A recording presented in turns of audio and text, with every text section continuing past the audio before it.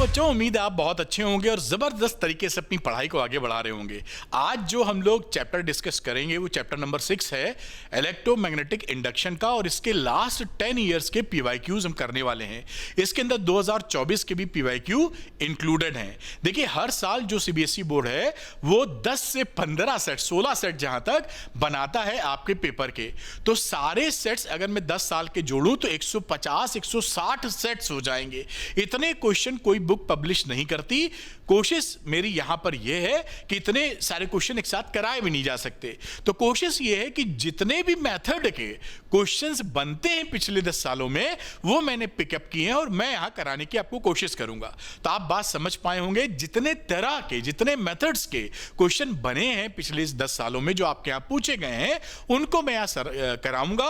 और पूरा वीडियो देखिएगा, क्योंकि एक्सप्लेनेशन में एकदम छोटी छोटी बातों को भी आपको बताऊंगा जिससे कई सारे सवाल आप लगा पाएंगे, या लगभग सभी सवाल लगा पाएंगे जो बोर्ड्स में आते हैं। और अगर वीडियो पसंद आए, अरविंद सर की मेहनत पसंद आए, तो लाइक करने में आपका कुछ नहीं जाता, अरविंद सर को मोटिवेशन आता। और इसके साथ अरविंद एकेडमी चैनल को सब्सक्राइब करना मत भूलिएगा, फिजिक्स की टॉप क्वालिटी कंटेंट के लिए, जो कि सरलतम इजीएस्ट लैंग्वेज में मैं आपको समझाता हूं। आइए शुरू करते हैं। तो इलेक्ट्रोमैग्नेटिक इंडक्शन लास्ट 10 ईयर्स की हम लोग बातचीत करेंगे बेटा, और पीवाईक्यूज 2024 के क्वेश्चन इंक्लूडेड हैं। आगे चलते हैं। कुछ बच्चों को ये रहता है कि जो सर आप पढ़ा रहे हैं इसका पीडीएफ भी मिल जाता तो बढ़िया रहता। तो आप कुछ बड़ा सरल तरीके से आप डाउनलोड कर लीजिए अरविंद एकेडमी ऐप। इस ऐप को डाउनलोड करने के बाद स्टोर सेक्शन में जाइए, यहां पर एक कोर्स दिखेगा जो बड़ा सा फोटो भी लगाया है हमने, क्लास 12 फिजिक्स फ्री पीडीएफ। इसका प्राइस मैंने लाखों में कर दिया है, जैसे गलती से कोई बच्चा ले ना ले। और आप इसको ओपन करेंगे तो इसके अंदर जो भी पीडीएफ्स हैं वो ओपन है, आप क्लिक करके ही डाउनलोड कर सकते हैं, अपने पढ़ाई के लिए इस्तेमाल कर सकते हैं। तो आप अरविंद एकेडमी ऐप को डाउनलोड कर लीजिए और स्टोर सेक्शन में जाकर फ्री पीडीएफ ले लीजिए, जिससे पढ़ाई में कोई रुकावट ना आए। और आपके अपडेशन के लिए अरविंद एकेडमी टेलीग्राम चैनल भी है, इसका लिंक मैं डिस्क्रिप्शन में दे रहा हूं, आप इसको भी ज्वाइन कर लीजिए। यहां पर मैं प्रॉपर आपको अपडेट और गाइडेंस देता रहूंगा, जिससे जो बच्चे मेहनत कर रहे हैं उसकी एफिशिएंसी काफी बेहतर हो, या प्रोडक्टिविटी काफी बेहतर आ जाए। जो बच्चे लाइव पढ़ना चाहते हैं मुझसे, वो द्रोणा 2.0 को ज्वाइन कर सकते हैं, क्लास 12 के बच्चे। क्योंकि मान लीजिए क्लास में आपके स्कूल वाला टीचर जो पढ़ा रहे हैं वो शायद आपकी समझ में ना आ रहा हो, या आपको दिक्कत हो। कभी कभी क्या होता है कि फिजिक्स को जब सरल भाषा में नहीं पढ़ाते तो वो ऐसी चीज बन जाती है जैसे हवा, फिर वो समझ में भी नहीं आती, पढ़ने का मन भी नहीं करता, ना न्यूमेरिकल निकलेंगे ना डेरिवेशन होंगे। ऐसा कहा जाता रहा है कि फिजिक्स अगर आपको समझ में नहीं आ रही है तो उसमें मेन कारण हो सकता है इंटरेस्टिंग टीचर आपको ना मिला हो। तो अगर आप पढ़ना चाहते हैं तो टीचर की समस्या मैं आपकी खत्म कर दूंगा। आप मुझसे पढ़ेंगे सरल भाषा में, फिजिक्स कर पाएंगे, न्यूमेरिकल्स निकलेंगे, डेरिवेशन समझ में आएंगे। और अच्छी बात क्या है द्रोणा के अंदर, कि द्रोणा में आपको एनसीईआरटी की एक्सरसाइज के हर सवाल का एक्सप्लेनेशन मैंने खुद रिकॉर्ड किया है आपके लिए। सुपर एक्सप्लेनेशन, छोटी छोटी बातों से लेकर डिटेल्ड वर्जन। और एनसीईआरटी एग्जाम्पल्स के भी हर एग्जाम्पल का वीडियो भी मैंने रिकॉर्ड किया है, जो आपको मिलेगा। यही नहीं, आपको पर चैप्टर, हर चैप्टर पर वर्कशीट भी मिलेगी, जिसमें इंपॉर्टेंट क्वेश्चन होंगे, करीबन 25 क्वेश्चन के आसपास, फुली सॉल्व्ड। तो अगर आप द्रोणा ज्वाइन करते हैं तो आप पूरी तरीके से स्ट्रांग कैंडिडेट हो जाएंगे। उसके बाद आप अगर पढ़ाई कर रहे हैं तो टॉपर बनने से आपको कोई नहीं रोक पाएगा। तो आप अगर चाहते हैं टॉपर बनना, आप चाहते हैं 97-98% ले आए, किस्मत साथ दे तो 100 में 100 ले आए, तो द्रोणा को ज्वाइन कर लीजिए। ज्वाइन कैसे करेंगे? अरविंद एकेडमी ऐप को डाउनलोड कर लीजिए, इसके स्टोर सेक्शन में जाइए, वहां पर द्रोणा में एनरोलमेंट करके मेरे साथ लाइव क्लासेस शुरू कर दीजिए। चलिए, ये तो रही जानकारी की बात। चलिए शुरू करते हैं वीडियो, जिस वजह से ये वीडियो बन रहा है। तो चलते हैं, करते हैं शुरू। तो बच्चों करते हैं 2024 का 1 नंबर का सवाल। देखिए, इंटरेस्टिंग क्वेश्चन है, अगर किसी बच्चे ने बिल्कुल पढ़ाई नहीं की है तो मुसीबत हो जाएगी इसमें। देखिए, बातें घुमा के कही हैं। A circular coil of radius 10 centimetre, एक सर्कुलर कॉइल है जिसकी रेडियस आपको दे रखी है 10 centimetre, is placed in a magnetic field. Magnetic field vector form में आपको दिया है 1J + 0.5, 1I 0.5 जे कैप। और मिली टेस्ला में, ध्यान रखिएगा ये किसमें, मिली टेस्ला में। एसआई सिस्टम में यूज करेंगे तो 10 की पावर -3 से मल्टीप्लाई करना पड़ेगा टेस्ला में कन्वर्ट करने के लिए। Such that the outward unit vector normal to the surface of the coil, इस अगर ये कॉइल ऐसे है तो इसकी सरफेस से नॉर्मल जो वेक्टर है, और ये जो वेक्टर है ना वो आपका यूनिट वेक्टर है, देखिएगा यूनिट वेक्टर, ये आपको नॉर्मल वेक्टर यूनिट वेक्टर दे रखा है 0.6 आई कैप प्लस 0.8 जे कैप। बढ़िया है। अब the magnetic flux linked with the coil, अब कह रहा है इसके साथ जो फ्लक्स्ड है वो लिंक्ड बताइए। तो फ्लक्स लिंक का फॉर्मूला तो हम जानते ही हैं, B डॉट A होता है, ये फ्लक्स लिंक का फॉर्मूला होता है। B वेक्टर फॉर्म में दिया है, A वेक्टर फॉर्म में नहीं दिया, तो हम A वेक्टर फॉर्म में लिख के डॉट प्रोडक्ट ले लेंगे। आइए शुरू करते हैं। तो A को अगर मुझे वेक्टर फॉर्म में लिखना है तो मैग्नीट्यूड तो बेटा यहां से मिल जाएगा 10 सेंटीमीटर स्क्वायर से, पाई आर स्क्वायर मतलब। तो ये रहा देखिए पाई आर स्क्वायर इसका मैग्नीट्यूड, और नॉर्मल जो वेक्टर था वो एरिया वेक्टर ही तो है क्योंकि परपेंडिकुलर टू द प्लेन है, तो एन कैप हो गया। अब यहां पर इसको अगर आप निकालना चाहें तो 3.14 पाई की वैल्यू, आर है 10 सेंटीमीटर, तो 10 सेंटीमीटर का मतलब हो गया 10 इंटू 10 की पावर -2 का स्क्वायर इंटू एन कैप। अब इसको थोड़ा सा और सुधार लें तो 10 की पावर -1 हो जाएगा, तो लिख सकते हो 3.14 और 10 की पावर -2, क्योंकि ये -1 बचेगा, स्क्वायर करोगे -2, और ये रहा एन कैप। अभी इसकी वैल्यू लिख देंगे। अब फॉर्मूला लगा दीजिए। देखिए अब लगा देते हैं फ्लक्स का फॉर्मूला जो कि B डॉट A होता है। देखिए B की वैल्यू हमने लिखी, मिली टेस्ला में लिख लेंगे, तो यहां पर लिखी है value IJ1J plus 0.1I plus 0.5J into 10 की पावर -3। ये मैंने टेस्ला में लिखा है, यहां पर मिली टेस्ला था तो टेस्ला में कन्वर्ट कर लिया, और फिर एरिया वेक्टर ये लिखा है, तो जगह तो थोड़ी कम रह गई, यहां लिख दें समझ जाओगे। ये डॉट प्रोडक्ट है, यहां पर ध्यान रखिएगा। फिर ये वेक्टर लिख रहा हूं 3.14 इंटू 10 की पावर -2, ये रहा मैग्नीट्यूड, और ए कैप मतलब इंटू यहां कर दे रहा हूं 0.6 आई कैप प्लस 0.8 जे कैप। उम्मीद है बात समझ गए होंगे। डॉट प्रोडक्ट वेक्टर के बीच में जो यहां पर मैग्नीट्यूड्स होती हैं, कांस्टेंट्स होते हैं, तो बाहर ही चले आते हैं। तो ये 3.14 और इसको मल्टीप्लाई करोगे तो 10 की पावर -5 आ जाएगा, तो बाहर ही आ गया बेटा।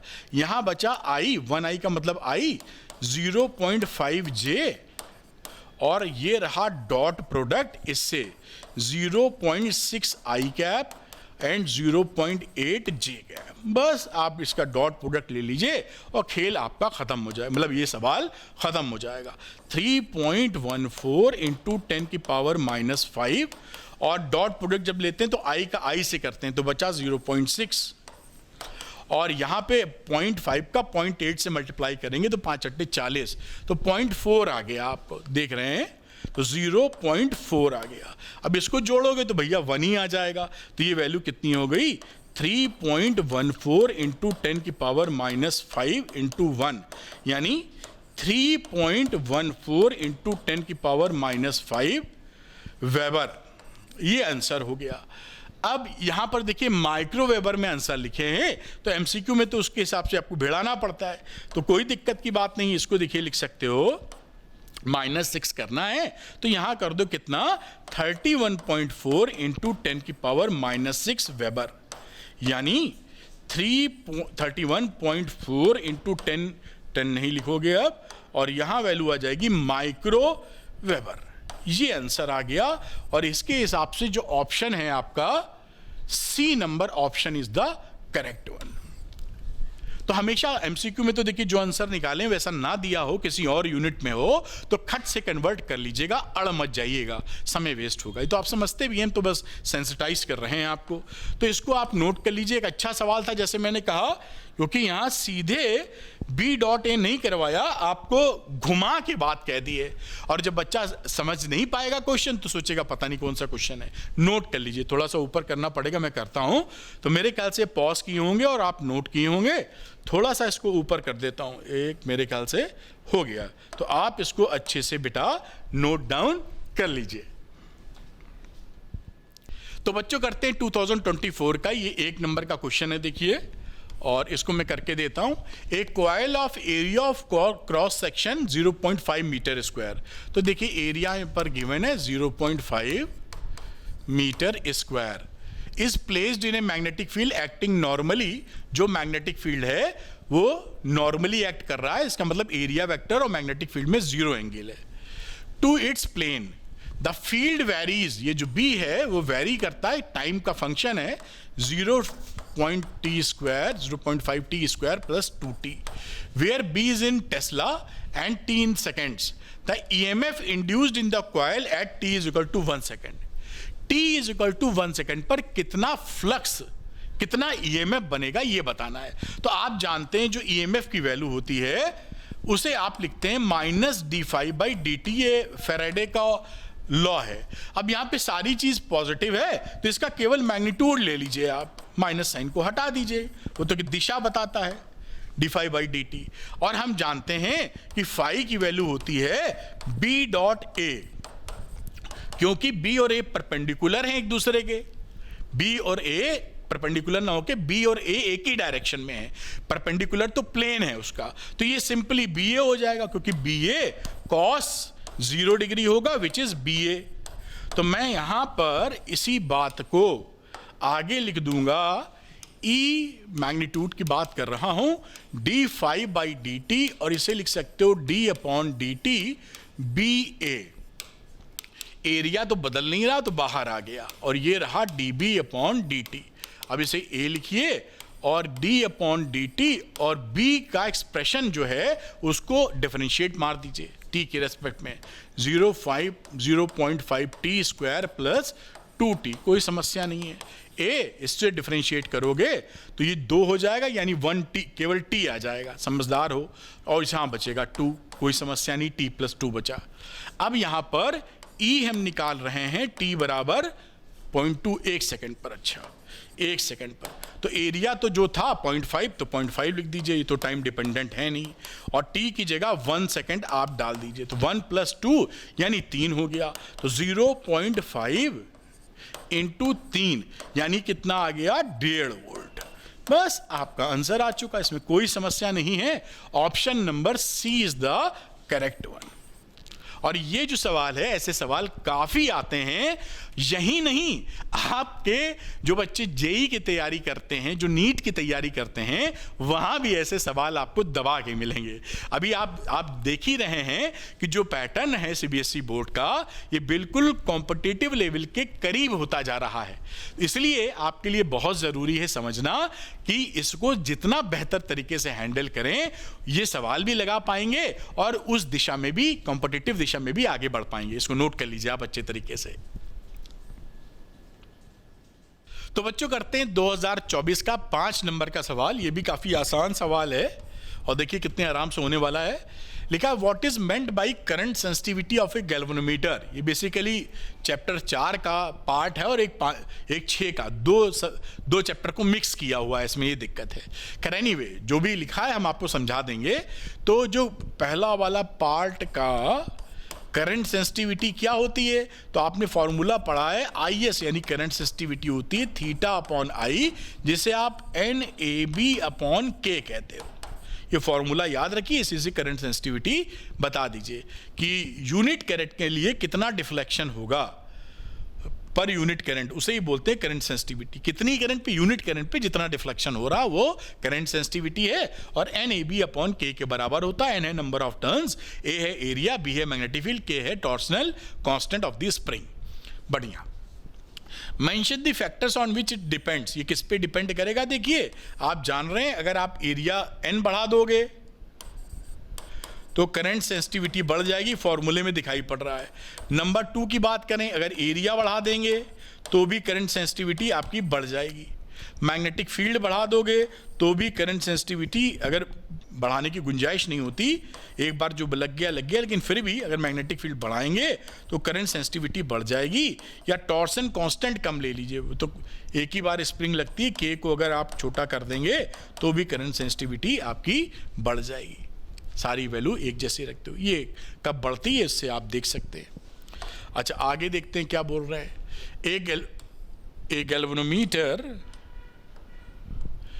of resistance G is converted into a voltmeter of range 0 to V by using a resistance R. Find the resistance in terms of R and G required to convert it into a voltmeter of range 0 to V by 2. ये minus नहीं है, 0 to V by 2 लिखा। बहुत सरल सवाल। आप जानते हैं कि जब भी ये पहले का ही सेकंड पार्ट है, जब किसी गैल्वेनोमीटर को हम वोल्ट मीटर में चेंज करते हैं तो हम करते क्या थे, गैल्वेनोमीटर के साथ सीरीज में हाई वैल्यू रेजिस्टेंस लगा देते थे, और वो हाई वैल्यू अगर हमें 0 to V रेंज का वोल्ट मीटर चाहिए होता था तो इसका फॉर्मूला क्या बन जाता था, आपको याद होना चाहिए और याद होगा आपको कि R की जो वैल्यू होती थी वो होती थी V अपॉन IG माइनस जी। ये फॉर्मूला हुआ करता था। R है जो रेजिस्टेंस रिक्वायर्ड है 0 to V रेंज के लिए, ये V range, IG full scale deflection current, galvanometer का कैपिटल G जो उसका रेजिस्टेंस होता है गैल्वेनोमीटर का। तो साहब पहले के अकॉर्डिंग यही वैल्यू इन्होंने दे रखी है। मैं लिख देता हूं केस 1। केस 1 में R is equal to V upon IG minus G दे रखा है, और केस नंबर 2 में क्या दे रखा है, इन्होंने कहा है कि हमें रेजिस्टेंस कितना चाहिए, ये रेंज इन्होंने कर दी है V by 2, तो V की जगह V by 2 प्लेस कर दो, तो ये V अपॉन 2 IG माइनस जी, और R डैश की वैल्यू R और G में बतानी है जैसा इन्होंने बोला है। तो कुछ नहीं, V अपॉन IG को यहां से रिप्लेस कर दीजिए, ये देखिए V अपॉन IG होता है और ये हो जाएगा R प्लस जी। बस इसकी वैल्यू यहां पर हम पुट कर देंगे, तो R डैश क्या हो गया, 1 upon 2 R plus G minus G, तो ये R by 2 plus G by 2 minus G, तो ये R डैश कितना आ गया, R बाई 2 और माइनस 1 में से प्लस हाफ घटाओगे तो माइनस हाफ बचेगा, माइनस G बाई 2, और ये आपका आंसर आ गया इसका। बस आर जी में इसको चाहिए तो 1/2 कॉमन ले, सब आप लिख सकते हैं, 1/2 आप कॉमन ले लीजिए और R माइनस जी लिख दीजिए, ये आपका आंसर आ चुका है। ये दिख तो रहा है ना क्या लिखा है, ये आंसर आ गया, तो आर जी में आंसर हो गया, कोई समस्या नहीं। अच्छा, एक और इसका एक पार्ट है, ये इंटरेस्टिंग लग रहा है, इसको मैं इधर कर देता हूँ, खिसकाना नहीं पड़ेगा, यहाँ तक ले आओ, कोई बुराई नहीं है। तो ठीक है, यहाँ पर आते हैं और इसको देखते हैं क्या बोल रहा है। The magnetic flux through a coil of resistance 5 ohm increases with time as this one. इसका जो फ्लक्स है वो फंक्शन ऑफ टाइम है, टाइम के साथ बदलता है। Find the magnitude of induced current through the coil at t is equal to 2 second. तो t is equal to 2 second पे हमको निकालना है इंड्यूस्ड करंट, तो इंड्यूस्ड EMF 2 सेकेंड पे निकालना होगा। यानी हम लिख सकते हैं नंबर 2 पार्ट को कि जो इंड्यूस्ड करंट चाहिए t बराबर 2 सेकेंड शायद जी, वो EMF चाहिए t बराबर 2 सेकेंड पे डिवाइडेड बाई r, क्योंकि जो r है वो थोड़े चेंज हो रहा है, तो E t is equal to 2 निकालते हैं, तो E की वैल्यू हुआ करती थी, केवल मैग्नीट्यूड का जिक्र कर लेते हैं, तो मैं इसको E लिख देता हूं d phi by D T के बराबर। इसको डिफरेंशिएट कर दीजिए, फाई की वैल्यू हमको दे रखी है ये, तो मैं लिख देता हूं 2t square 2 cube plus 5t square plus 6t, और साथ में मिली वेबर लिखा है, तो इसको मैं वेबर में कन्वर्ट करना, तो 10 की पावर -3 से या मिली वेबर में रहने देते हैं, बाद में देख लेंगे क्या हो रहा है। ठीक है, ये इसको डिफरेंशिएट किया, तो ये E की वैल्यू कितनी आ गई, ये हो जाएगा 8t स्क्वायर और ये हो जाएगा 10t और लास्ट वाला हो जाएगा 6। आप एग्री कर रहे होंगे, तो E एट t बराबर 2 सेकेंड के हालात क्या रहे, 8 इंटू 2 का स्क्वायर प्लस 10 इंटू 2 प्लस 6, तो 4 8 चौक 32, 20 और 6 58 हो गया क्या, तो ये 4 8 चौक 32, तो 32 20 52 6 58 आ रहा है। एक बार चेक कर लेंगे हम लोग। यहाँ पर वैल्यू गड़बड़ लिख दिया, 3 2 6 होता है, 6t स्क्वायर है तो ये 6 आएगा, और इसको फिर करना 4 6 चौक 24 हो जाएगा, 20 हो जाएगा, 6 हो जाएगा, तो ये हो जाएगा 50 मिली वोल्ट, क्योंकि यहाँ पे मिली लिखा हुआ था। बात पकड़ में आपकी आई। अब आई बर आई निकाल लो, कोई समस्या नहीं है। तो आई टी बराबर 2 पे निकाला, जो था ई टी बराबर 2 पर अपॉन आर, ये था 50 मिली वोल्ट, और रेजिस्टेंस 5 ओम था, जहाँ तक 5 ओम, 5 से डिवाइड कर दीजिए, तो ये वैल्यू हो गई कितनी, 10 milli ampere current. This is the answer. तो ये ऐसे सवाल आपको बहुत मिलेंगे, आपको जैसा मैं बता रहा हूं बोर्ड्स में तो मिलेंगे ही मिलेंगे। आप नीट की तैयारी कर रही हैं या कर रहे हैं, या जेईई मेंस की, वहां भी दिखेंगे, क्योंकि आप धीरे धीरे क्या देख रहे हैं कि सीबीएसई बोर्ड्स का पैटर्न करीब करते चले जा रहे हैं, उस पैटर्न कम से कम। मैं जेईई मेंस और नीट की बात कर रहा हूं, फिजिक्स की, है ना। एकदम से ये नहीं सोचना है कि अरे ये क्वेश्चन कहाँ आ जाएगा जेईई मेंस में, कहाँ आ जाएगा नीट में, बिल्कुल आ जाएगा, मिलेगा आपको। तो आप इसे नोट कर लीजिए साहब। और खैर हम तो बोर्ड की बात कर रहे हैं अभी, तो बोर्ड का तो सवाल ही है, उसमें क्या आ जाएगा वाली बात ही क्या है। तो इसको आप नोट करें, फिर मैं आगे आपको नोट करवाता हूँ। ये आप पॉज कर लीजिए, उसको नोट कीजिए, मेरे ख्याल से कर पाए आप। थोड़ा सा नीचे मामला है तो उसको थोड़ा सा यहाँ तक लाना बेहतर होगा। ये नोट कर लीजिए, मेरे ख्याल से आप नोट कर पाए होंगे। फिर साइड में लेके आते हैं इस बात को, और यहाँ शायद आपको दिख गया हो पूरा मामला ये, तो इसको आप अच्छे से नोट कर लें बेटा। तो बच्चों करते हैं 2024 का 1 नंबर का क्वेश्चन देखिए, और यहां पर पूछा गया है, असर्शन रीजनिंग है, Lenz law is a consequence of the law of conservation of energy.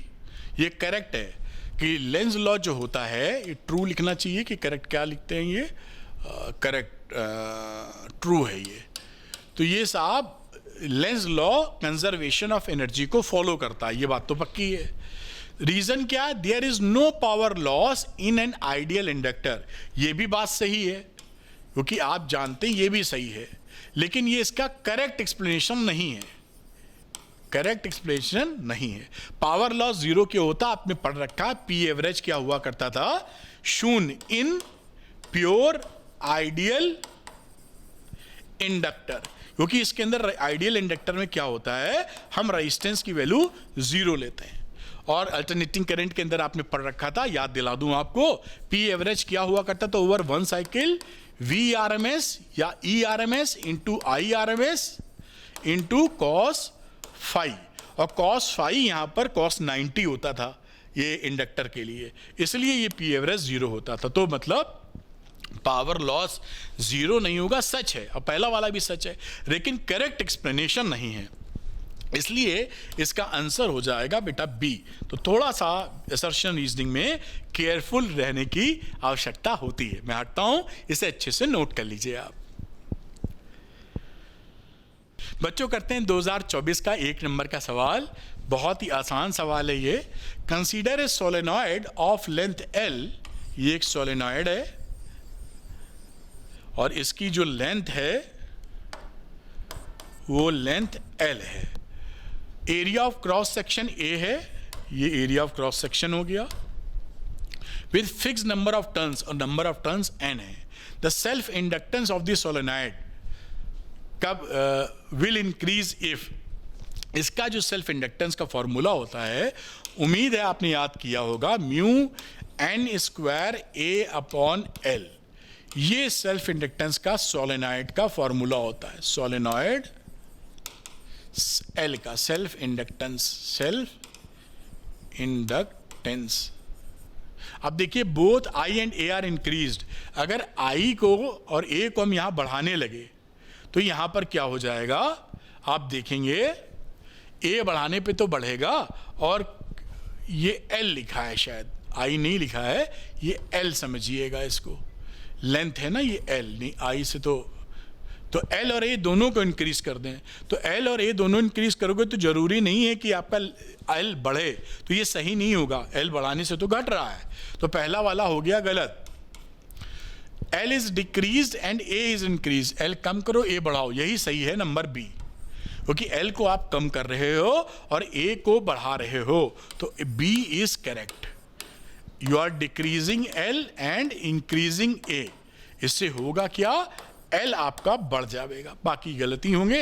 L is increased घटेगा, बोथ डिक्रीज्ड ये भी घटेगा, ये भी घटा रहे हैं। इस तरीके से इसको नोट कर लीजिए, बढ़िया सवाल था, नोट करें इसे।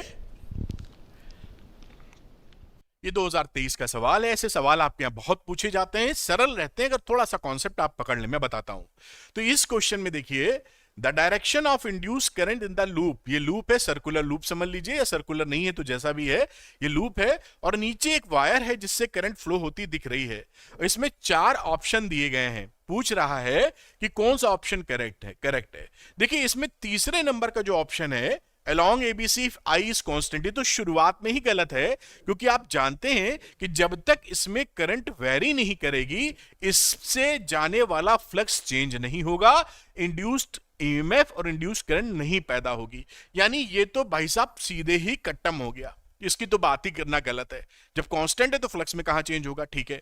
अब बात करते हैं यहां पर एक आई decrease I increase, I increase वाले 2 ऑप्शन है, तो पहले इसको पकड़ते हैं कि आई इंक्रीज होने पर क्या होगा। आप जैसा देख रहे हैं, ये करंट की डायरेक्शन अगर है तो यहां पर आप अंगूठा रखते हैं इसकी डायरेक्शन में, सेंस निकालने किस डायरेक्शन में मैग्नेटिक फील्ड इधर बनाएगा, तो आपको दिखाई पड़ रहा है कि ये magnetic field outward to the plane है। यानी मैग्नेटिक फील्ड कैसा है बेटा, इस तरह का मैग्नेटिक फील्ड बन रहा है। आप समझ पा रहे होंगे, ये निशान जानते हैं ना, जब भी आप ऐसा दिखाते हो तो इसका मतलब क्या रहता है, इस प्लेन के नॉर्मल है आउटवर्ड डायरेक्शन में, आपकी तरफ।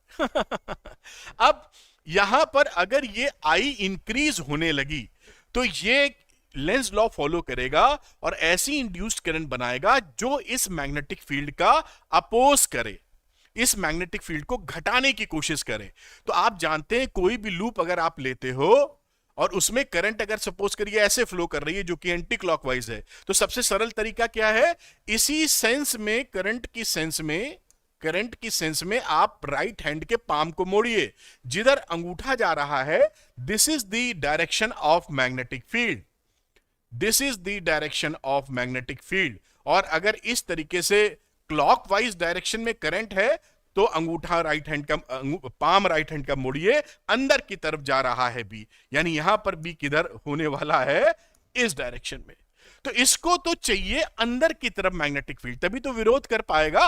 तो अगर इसको अंदर की तरफ मैग्नेटिक फील्ड चाहिए तो आपको किस तरह का सेंस रखना है, राइट हैंड को ऐसे घुमाना पड़ेगा अंगूठा अंदर लाने के लिए। तो ये जो बी इंड्यूस्ड बनाएगा, इंड्यूस्ड लिख देता हूं, इसकी डायरेक्शन अंदर की तरफ होनी चाहिए अगर ये आई इंक्रीज कर रहा है तो अगर आई इंक्रीज करता है तो डायरेक्शन क्या होगी, विच इज, ये देखिए आप क्लॉकवाइज, यानी ए बी सी, इस तरह का डायरेक्शन होगा। मैं डायरेक्शन यहां नहीं खींच रहा हूं, ये डायरेक्शन ऑफ करंट होगा, अगर डायरेक्शन ऑफ करंट होगा अगर आई इंक्रीज कर रही है। क्या इसमें से कोई ऑप्शन है, देख लीजिए, तो ये ऑप्शंस जहां तक करेक्ट है, अलोंग एबीसी आई इंक्रीजेस, तो आंसर नंबर डी।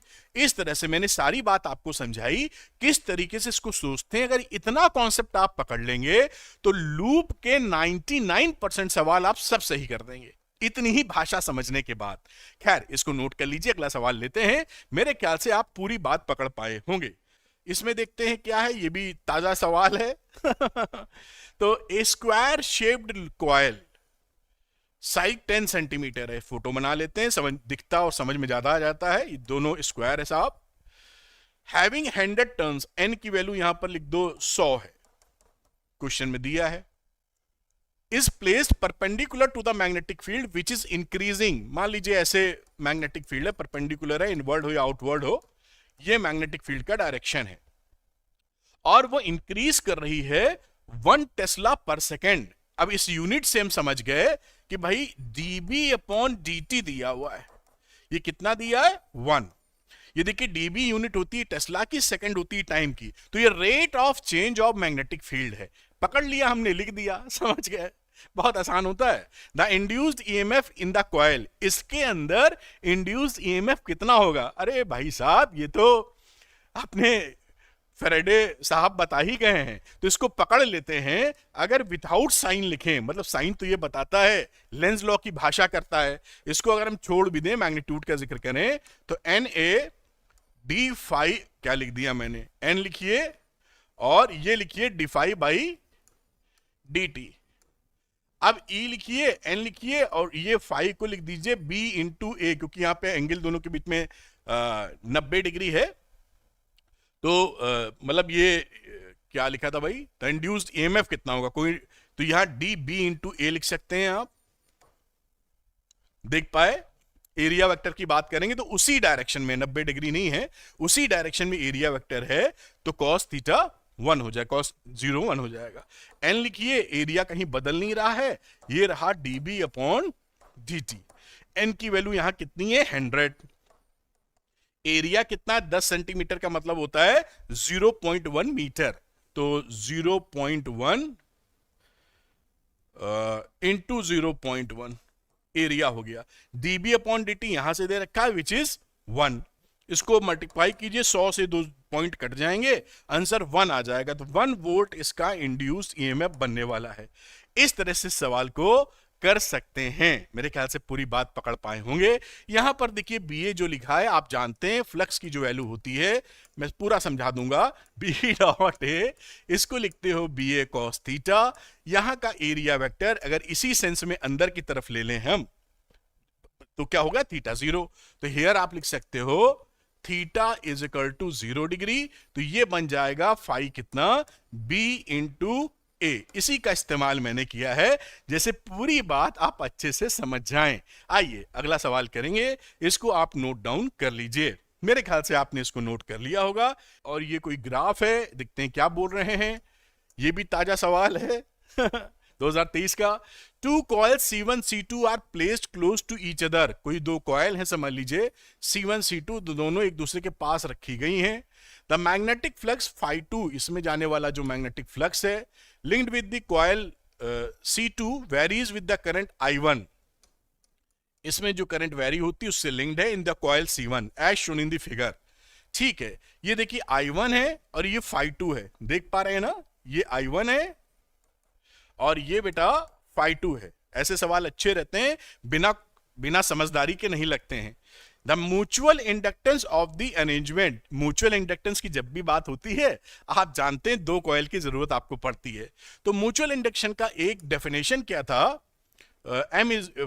एम लिख दो यहां पर, या फाई लिख दो, phi is equal to M I. तो एम की वैल्यू कितनी ले लेते हैं, फाई अपॉन, और ये इससे लिंक्ड मामला है φ2, तो ये रहेगा I1। ठीक, अब यहां पर पकड़ लीजिए, क्योंकि ये तो स्लोप हो गया ना, कोई पॉइंट पकड़ लो, जैसे मैंने ये पॉइंट पकड़ा जहां पर इसकी वैल्यू 2 है, इसकी वैल्यू 5 है। 5 क्या है, φ2, मैं यहां पर φ2 लिख ही दूं जैसे आपको कंफ्यूजन ना हो। अब ये रहा 5 और ये बाजू वाला करंट 2, तो 2.5 बचा, 2.5 हेनरी। ये आपका पहले वाले का आंसर आ गया। देखिए कितना सरल था, बस क्योंकि कई बच्चे ग्राफ देख के ना डर जाते हैं, उसको इंटरप्रेट नहीं कर पाते हैं। ऐसी कोई दिक्कत है, ग्राफ के सवाल तो आने यहां भी आने हैं, फ्यूचर में कोई कंपटीशन देंगे वहां भी आएंगे, तो उसको छोड़ना नहीं है, मोहब्बत से प्यार से देख लेना है बस। तो खैर अगली बात देखते हैं। The rate of change of current di by dt that will induce N EMF of 100 volt in coil C2। तो देखिए एक और डेफिनेशन होती है इसकी, EMF से जो लिंक करती है, E is equal to M di1 upon dt। यहां पर ध्यान रखिएगा माइनस साइन नहीं ले रहा हूं, वो डायरेक्शन के काम आता है कि इंड्यूस्ड EMF किस डायरेक्शन में है। यहां केवल मैग्नीट्यूड की चर्चा कर रहे हैं, तो इसको हम इसलिए माइनस कंसीडर नहीं किया है। अब यहां di by dt लेने की तरफ कदम बढ़ाएंगे, तो E अपॉन एम लिख देने में कोई भी शक नहीं रहेगा। E की वैल्यू है 100 वोल्ट, M है बेटा 2.5, कैलकुलेट करेंगे आ जाएगा 40 एम्पियर पर सेकेंड। ये आपका देखिए आंसर आ गया, कोई भी कष्ट की बात नहीं है। इसको नोट करें, अगला सवाल करते हैं जो काफी इंटरेस्टिंग हो सकता है। खैर इसको नोट कर लीजिए आप। ए रेक्टेंगुलर, ये सारे ताजे सवाल हैं 2023 के। तो एक रेक्टेंगुलर है, एक स्क्वायर है, ये रेक्टेंगल एक स्क्वायर है, तो बाबा स्क्वायर बन जाए तो बढ़िया है, लगभग बना नहीं लेकिन मान लीजिए स्क्वायर है। और एक सर्कुलर है, इसी के नीचे बनाना पड़ेगा। और एक क्या है, इलिप्टिकल लूप है। ये भैया 4 तरीके के लूप है 1 2 3 4 है ना। शेप बना दो, दिखाई पड़ने लगे तो ज्यादा आसान रहता है। तो all in x y plane, तो एक्स वाई प्लेन भी आपको दिखाने की चेष्टा करेंगे। ये मान लीजिए x है, ये y है, ये z है, सब इस प्लेन में है। मान लो ऐसे ऐसे कोई है, इसी प्लेन में है, ठीक है ना। तो are moving out of a uniform magnetic field with a constant velocity v is equal to vi। v is equal to vi का मतलब क्या है, जब i कैप लिख देते हैं तो इस डायरेक्शन में तब आउट ऑफ द फील्ड जा रहे हैं, फील्ड खत्म हो रहा है, उससे बाहर निकल रहे हैं। अच्छा समझ गए होंगे। मान लो जो फील्ड यहां तक है ऐसे, तो ये यहां से बाहर निकल रहे हैं इस डायरेक्शन में, पकड़ पाए। The magnetic field is directed along the negative z axis. ये z है, इसकी नेगेटिव फील्ड किधर है, इधर परपेंडिकुलर है, माइनस z एक्सेस की तरफ b की डायरेक्शन है। अच्छी बात। The induced EMF during the passage of these loops, induced EMF passage of these loops, time जैसे जा रहा है, out of the field region will not remain constant. किसका कांस्टेंट ना रहे, ईएमएफ जो इसके अंदर बनेगा। भाई लूप जब, ये देखिए बड़ा अच्छा सवाल है, वेरी गुड क्वेश्चन। ये अगर बच्चे का कॉन्सेप्ट क्लियर नहीं है, याद करके आप आए हैं, तो इसमें गलती की संभावना बहुत ज्यादा है। खैर अब यहां पर जब भी कोई लूप, आप जानते हैं बेटा जी कि कोई भी लूप जब ऐसे छोड़कर निकलता है तो इसमें फ्लक्स में होता है चेंज। फ्लक्स में चेंज हुआ नहीं कि rate of change of flux EMF बन जाएगा। तो ये वैल्यू देखिए यहां पर E की वैल्यू होती है d∅dt, और इसको आप, क्योंकि दोनों एरिया वेक्टर वो सब एक ही है, आप समझ गए होंगे, इसको d/dt BA लिख दो। तो B तो बदल नहीं रहा है, dA/dt बदल रहा है। यानी इस रेट को हमको देखना है किसके लिए कांस्टेंट है और किसके लिए कांस्टेंट नहीं है। ठीक है, यहां पर वेलोसिटी देखिए कांस्टेंट है, आई डायरेक्शन में v वेलोसिटी से, तो लिखा है कि विल नॉट बी कांस्टेंट। तो यहां पर ये चारों लूप जब आप हटाओगे तो ये आपका रेक्टेंगल के लिए, स्क्वायर के लिए आपका दोनों dA/dt सेम आएगा, rate of change of area. क्योंकि यहां पर ऐसे आप रेक्टेंगल बनाओगे और ऐसे ये जा रहा है अगर बाहर, तो यहां जो आप निकाल रहे होगे ये dA/dt सेम आने वाला है, क्योंकि L इंटू बी होता है, B वही है, L उसी हिसाब से चेंज हो रहा है। स्क्वायर के लिए भी वही हो जाएगा। भाई एरिया क्या होता है, length into breadth.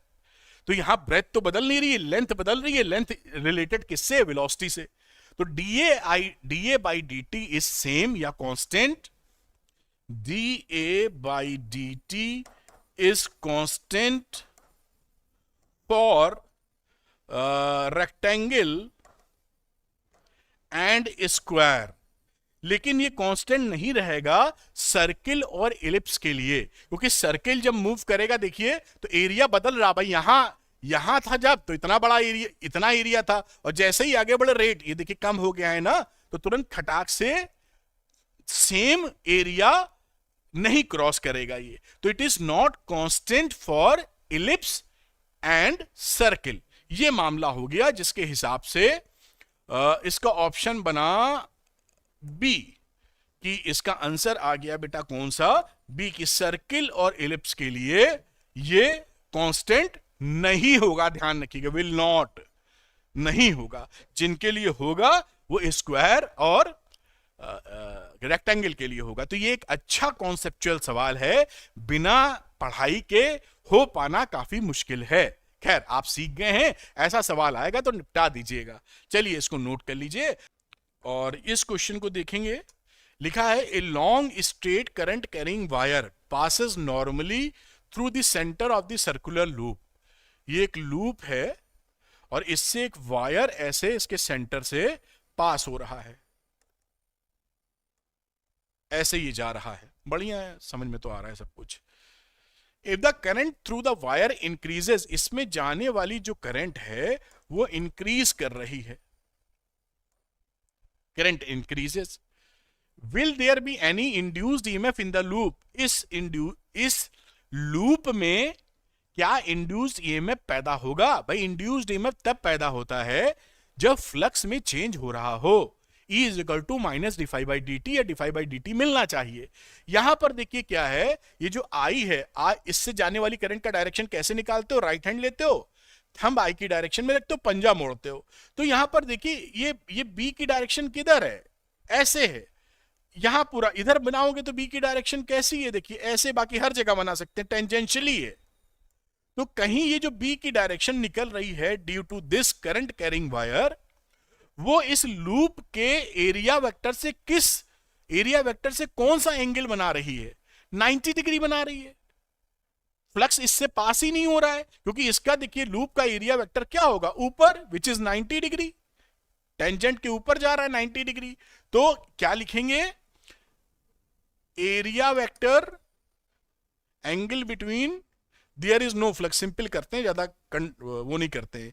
There is no flux intercepting the loop, that means no change in flux, तो no induced EMF, कोई induced EMF इसमें नहीं बनेगा, क्योंकि इससे बाबा फ्लक्स पास ही नहीं हो रहा है। तो काहे का चेंज? कोई चीज हो तब तो उसमें चेंज निकालें, जब वो चेंज है ही नहीं तो किस बात का चेंज? बात पकड़ में आ रही है ना? तो यहां पर फ्लक्स क्यों नहीं पास हो रहा है? क्योंकि ये देखिए बी है टेंजेंशियली, और एरिया वेक्टर इस लूप का इधर या इधर आप लेंगे, विच इज 90 डिग्री बी से। तो फ्लक्स के लिए बी ए कॉस थीटा, बी ए कॉस 90 शून्य हो जाएगा। तो ये झटके वाला सवाल है, मतलब आप कच्चा खा सकते हैं, थोड़ी सावधानी बरतेंगे आप। खैर इसको नोट कर लीजिए। अगला question, A coil of area 100 centimetre square is kept at an angle of 30 degree with a magnetic field of 10 की power -1 Tesla. The magnetic field is reduced to zero, magnetic field reduce कर दिया गया 0 इतने समय में। The induced EMF in the coil, ये ऐसे question बहुत आते हैं। ठीक, तो आप जानते हैं E is equal to d phi by D t, number of turns तो एक ही है, और हम लोग बहुत समझ चुके हैं कि इसको आप बी ए कॉस थीटा फ्लक्स को लिख सकते हैं, और यहां पर जो कांस्टेंट है एरिया कांस्टेंट है, एरिया बाहर ले लो, dB इंटू डी टी, और cos थीटा जो एंगल है वो भी कांस्टेंट है, उसको भी बाहर ले सकते थे। खैर इधर लिख दिया, इतने समझदार मैं ले ही लेता हूं, काहे को कंफ्यूज करूं आपको। तो ये cos थीटा भी फिक्स्ड है, ये dB अपॉन डी टी आ गया। अब देखिए यहां पर बोला क्या है, एक coil of area kept at an angle of 30 degree, 30 degree पे कॉइल है। ये एंगल किसके बीच का होता है?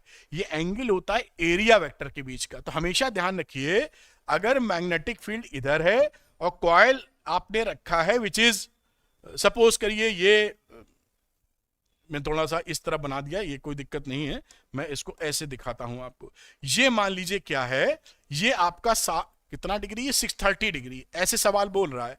तो इसका जो नॉर्मल होगा एरिया वेक्टर, उससे कितना एंगल होगा? 60 डिग्री, क्योंकि टोटल 90 होता है। हमेशा ये रिलेशन होता है जब प्लेन वाली बात हो, 9 माइनस अल्फा। तो ये एरिया वेक्टर वाला एंगल और ये प्लेन ऑफ कॉइल, वो समझ में आता भी है, कोई विशेष बात नहीं, आपको बस थोड़ा डिटेल दिखाने के चक्कर में कि गलती कहीं और भी ना हो। मकसद ये नहीं कि ये सवाल कर लें, मकसद है कि ये सवाल भी कर लें और इस जैसे सारे सवाल कर लें। भाई तभी तो एक्सप्लेनेशन पढ़ाई का मतलब है। केवल यही सवाल कर लें तो न्यूमेरिकल तो इनफाइनाइट बनते हैं। एक किताब न्यूमेरिकल पे लिखी जाए, कितने हजारों क्वेश्चन उसमें लिख दिए जाएं, फिर भी कम पड़ जाएंगे, क्योंकि जरा सा चेंज करो, नया न्यूमेरिकल। खैर एनीवे, बात पकड़ पाए होंगे। इस मुद्दे का, इस फॉर्मूले का इस्तेमाल करेंगे। एरिया कुछ बोला था 100 सेंटीमीटर स्क्वायर, तो 100 सेंटीमीटर को मीटर में चेंज कर लो, 10 की पावर -4 कॉस, यहां पर देखिए 60 डिग्री आ जाएगा, कॉस 60, और dB बाई dt शायद दिया था, पता नहीं, हाँ ये दिया 10 की पावर -4, तो ये देखिए आप b -0 करके ले सकते हैं। b कहां से कहां गया है, फाइनल -0 करके, तो मैं केवल मैग्नीट्यूड ले रहे हैं, तो ये 10 की पावर -1 अपॉन 10 की पावर -4 आ गया। आप समझ पा रहे हैं ना, ये लिखा है, इसको b2 minus b1 upon t2 minus t1 कर दीजिए। Magnetic field is reduce to 0, तो यानी 0 माइनस b1 यानी कहां गया पहले 10 की पावर -1, और यहां टाइम कितना 10 की पावर -4। आप ये सोच सकते हैं ये माइनस क्यों नहीं लिया, तो हम माइनस प्लस नहीं कैलकुलेट कर रहे हैं, केवल मैग्नीट्यूड निकाल रहे हैं, वरना फॉर्मूले में भी माइनस लेते तो माइनस माइनस प्लस आ जाता, या इस ऑप्शन में माइनस प्लस होता तब जरूर हम उसको लेते कंसिडरेशन में। आप समझ रहे हैं मेरी बात, यहां पर अगर कहीं माइनस प्लस दिया होता तब हम जरूर उसको लेते कि भैया ये माइनस प्लस आ रहा है, यानी इस सवाल हमें कंसीडर करने को बोल रहा है, अदरवाइज आप फ्री हैं। तो आप समझ पाए, इस तरीके से लिख दिया, और e की वैल्यू देखिए कितनी आती है, 100 लिखिए, 10 की पावर -4 लिखिए, और cos 60 बेटा कितना हो जाएगा, आधा, तो ये रहा हाफ, और -1 अपॉन -4, ये -4 कट गया, 1 0 खा जाएगा, तो 5 आता हुआ दिख रहा है, 5 वोल्ट। ये इसका आंसर बेटा कितना हो गया, 5 वोल्ट। कहां गया है भी, अच्छा ये सी ऑप्शन है, तो आंसर इज सी। इस तरह के सवाल आपसे बहुत पूछे जाते हैं भर भर के, मोस्ट इंपॉर्टेंट, मतलब लिखा तो है वैसे हमने, ये वेरी वेरी इंपॉर्टेंट है, ये किसी भी कीमत पर कभी भी आप मिस नहीं कर सकते हैं। खैर इसको नोट कर लीजिए। तो on what factors does the magnitude of EMF induced in the current due to magnetic flux depend, लिखा है on what factor does the magnitude of EMF. अरे भाई E is equal to magnitude ले लो तो d∅dt, बस ये कहानी rate of change of flux पे डिपेंड करता है, यही पूछ रहा था। लिखा है ना कि of the EMF induced in the circuit due to magnetic flux depend, rate of change of flux के बराबर होने वाला है, ये इतना ही लिखना है, काम इसका खत्म हो जाएगा। मैं आपकी भलाई चाहता हूं, बता रहा हूं, वरना तो वीडियो देख ही रहे हैं, लेकिन बार बार वीडियो ना देखना पड़े आपको, तो साथ में पेन लेके बैठ जाएंगे और नोट कर लेंगे, तो नोट्स भी बन जाएंगे लगे हाथ, समय नहीं वेस्ट होगा, और आपको बहुत रिफरेंस हो जाएगा, जब चाहे पलट के देख लेंगे। और सुपरलेटिव डिग्री का मैं एक्सप्लेनेशन कर रहा हूं, प्यार से मोहब्बत से, आपको समझ में आ ही रहा है। लिखते रहिए खटाखट, पॉज कीजिए वीडियो, फिर नोट कीजिए, चलते एकदम फिनिश, मतलब जो भी समय लगेगा 1-2 घंटा जो भी लगने वाला है, आपको क्लैरिटी सुपर मिल जाएगी, काम खत्म हो जाएगा। अच्छा अगली बात, predict the polarity of capacitor, ये एक महाशय कैपेसिटर लगे हुए हैं, in this situation describe below. अब इस कहानी में अगर आप साउथ को इसके पास लाओगे, ये साउथ ला रहे हो, तो आप जानते हैं कि अपोज होता है, लेंज लॉ बोलता है कि ये अपोज करेगा, तो जब साउथ पास आ रहा है तो ये इधर से, आप इधर से अगर देख रहे हैं, आंखें बना दो सुंदर सी, पता नहीं बनेंगी नहीं बनेंगी, इस तरफ से अगर देख रहे हैं तो साउथ पोल ही बनेगा बेटा, तभी तो ये आगे बढ़ा रहे हो तो रिपल करेगा उसको। साउथ का मतलब है इस तरह से करंट जाएगी, विच इज क्लॉकवाइज करंट, और क्लॉकवाइज करंट का मतलब है कि A पॉजिटिव हो जाएगा, A will become positive and B will become negative. और इंड्यूस्ड करंट किस डायरेक्शन में है, इंड्यूस्ड करंट क्लॉकवाइज डायरेक्शन में। इस तरीके से आप पकड़ते रहना। अक्सर देखिए कई बच्चे कंफ्यूज होते हैं ना कि सर ये ऐसा है कि ऐसा है, आप जिस तरफ से देख रहे हो वहां आंख बना लो या निशान बना लो आंख का, ये छोटा मोटा जो भी डॉट बना लो, उससे आप देखो कि आप इधर हो तो ऐसे दिखेगा, इधर वाले आदमी को कुछ और दिखेगा। उसकी चर्चा कंफ्यूज ना हो इसलिए नहीं कर रहे हैं, एक ही काफी है। एक कॉइल में इंड्यूस करंट की डायरेक्शन एक ही तो होगी, दो थोड़ी हो सकती है चलिए इसको नोट कीजिए। ये देखिए 2 कॉइल हैं, कह रहा what is the direction of induced current in the metal rings 1 and 2 when current I in the wire increasing steadily. अब साहब देखिए जो I है, I महाशय, ये बढ़ रहे हैं, ऐसे बनाओ, है ना, लिख दो I जिसे अच्छा दिखे। अब हम देखते हैं इस I से ऊपर मैग्नेटिक फील्ड किधर है, तो आप देख पा रहे हैं ऊपर की तरफ मैग्नेटिक फील्ड क्या है, आपकी डायरेक्शन में, perpendicularly outward direction to the plane, ठीक। और नीचे किधर है, ये देखिए ये इधर की डायरेक्शन है, तो ऐसे बनाओगे तो ये अंदर, ये ऊपर बाहर, ये अंदर, ये डायरेक्शन देखिए इधर ऐसे बन गई इस आई की वजह से। अब क्योंकि ये इंक्रीज कर रहा है, तो अगर ये इंक्रीज कर रहा है आई, तो ये इसमें जो इंड्यूस्ड करंट है वो इसको घटाना चाहेगी। तो ये किस डायरेक्शन में बी को पैदा करे, तो ये पैदा करेगा इसके अपोजिट। ये इंड्यूस्ड करंट कैसी होगी इसमें, जो इस बी का विरोध करे। तो विरोध करने के लिए लूप के सेंस में घुमाओ, ये देखिए ऐसे आ रही है, तो क्लॉकवाइज डायरेक्शन आपको दिख रही है, दिस इज क्लॉकवाइज। आप समझ पा रहे हैं, बी था, इसकी वजह से, वायर की वजह से इंड्यूस्ड मैग्नेटिक फील्ड किधर होना चाहिए, इसके विपरीत लेंज लॉ फॉलो करेगा। बढ़ रहा है ना, तो बी अगर बढ़ रहा है उसको घटाने की कोशिश करेगा, तो यानी विपरीत दिशा में जाएगा। विपरीत दिशा में जाता है, कैसे निकालते हैं, किसी भी लूप में जो करंट फ्लो हो रही होती है, राइट हैंड उसी की डायरेक्शन में मोड़िए, अंगूठा अंदर ले लीजिए। तो अंदर मैग्नेटिक फील्ड करना है, तो इस सेंस में घुमाएंगे तो अंगूठा अंदर जा रहा है, देख पा रहे हैं। और इस सेंस में देखिए ये जा रहा है अंदर की तरफ, ये विरोध करेगा तो बाहर की तरफ, तो ये ऐसे बन जाएगा। तो यहां पर करंट की डायरेक्शन ऐसी हो जाएगी, यानी कि रिंग था, क्या था, मेटल रिंग्स। तो रिंग नंबर 1 में जो डायरेक्शन होगी वो क्लॉकवाइज होगी, और रिंग नंबर 2 में मैंने बिल्कुल आपको प्यार से समझाया, एंटी क्लॉकवाइज होगी।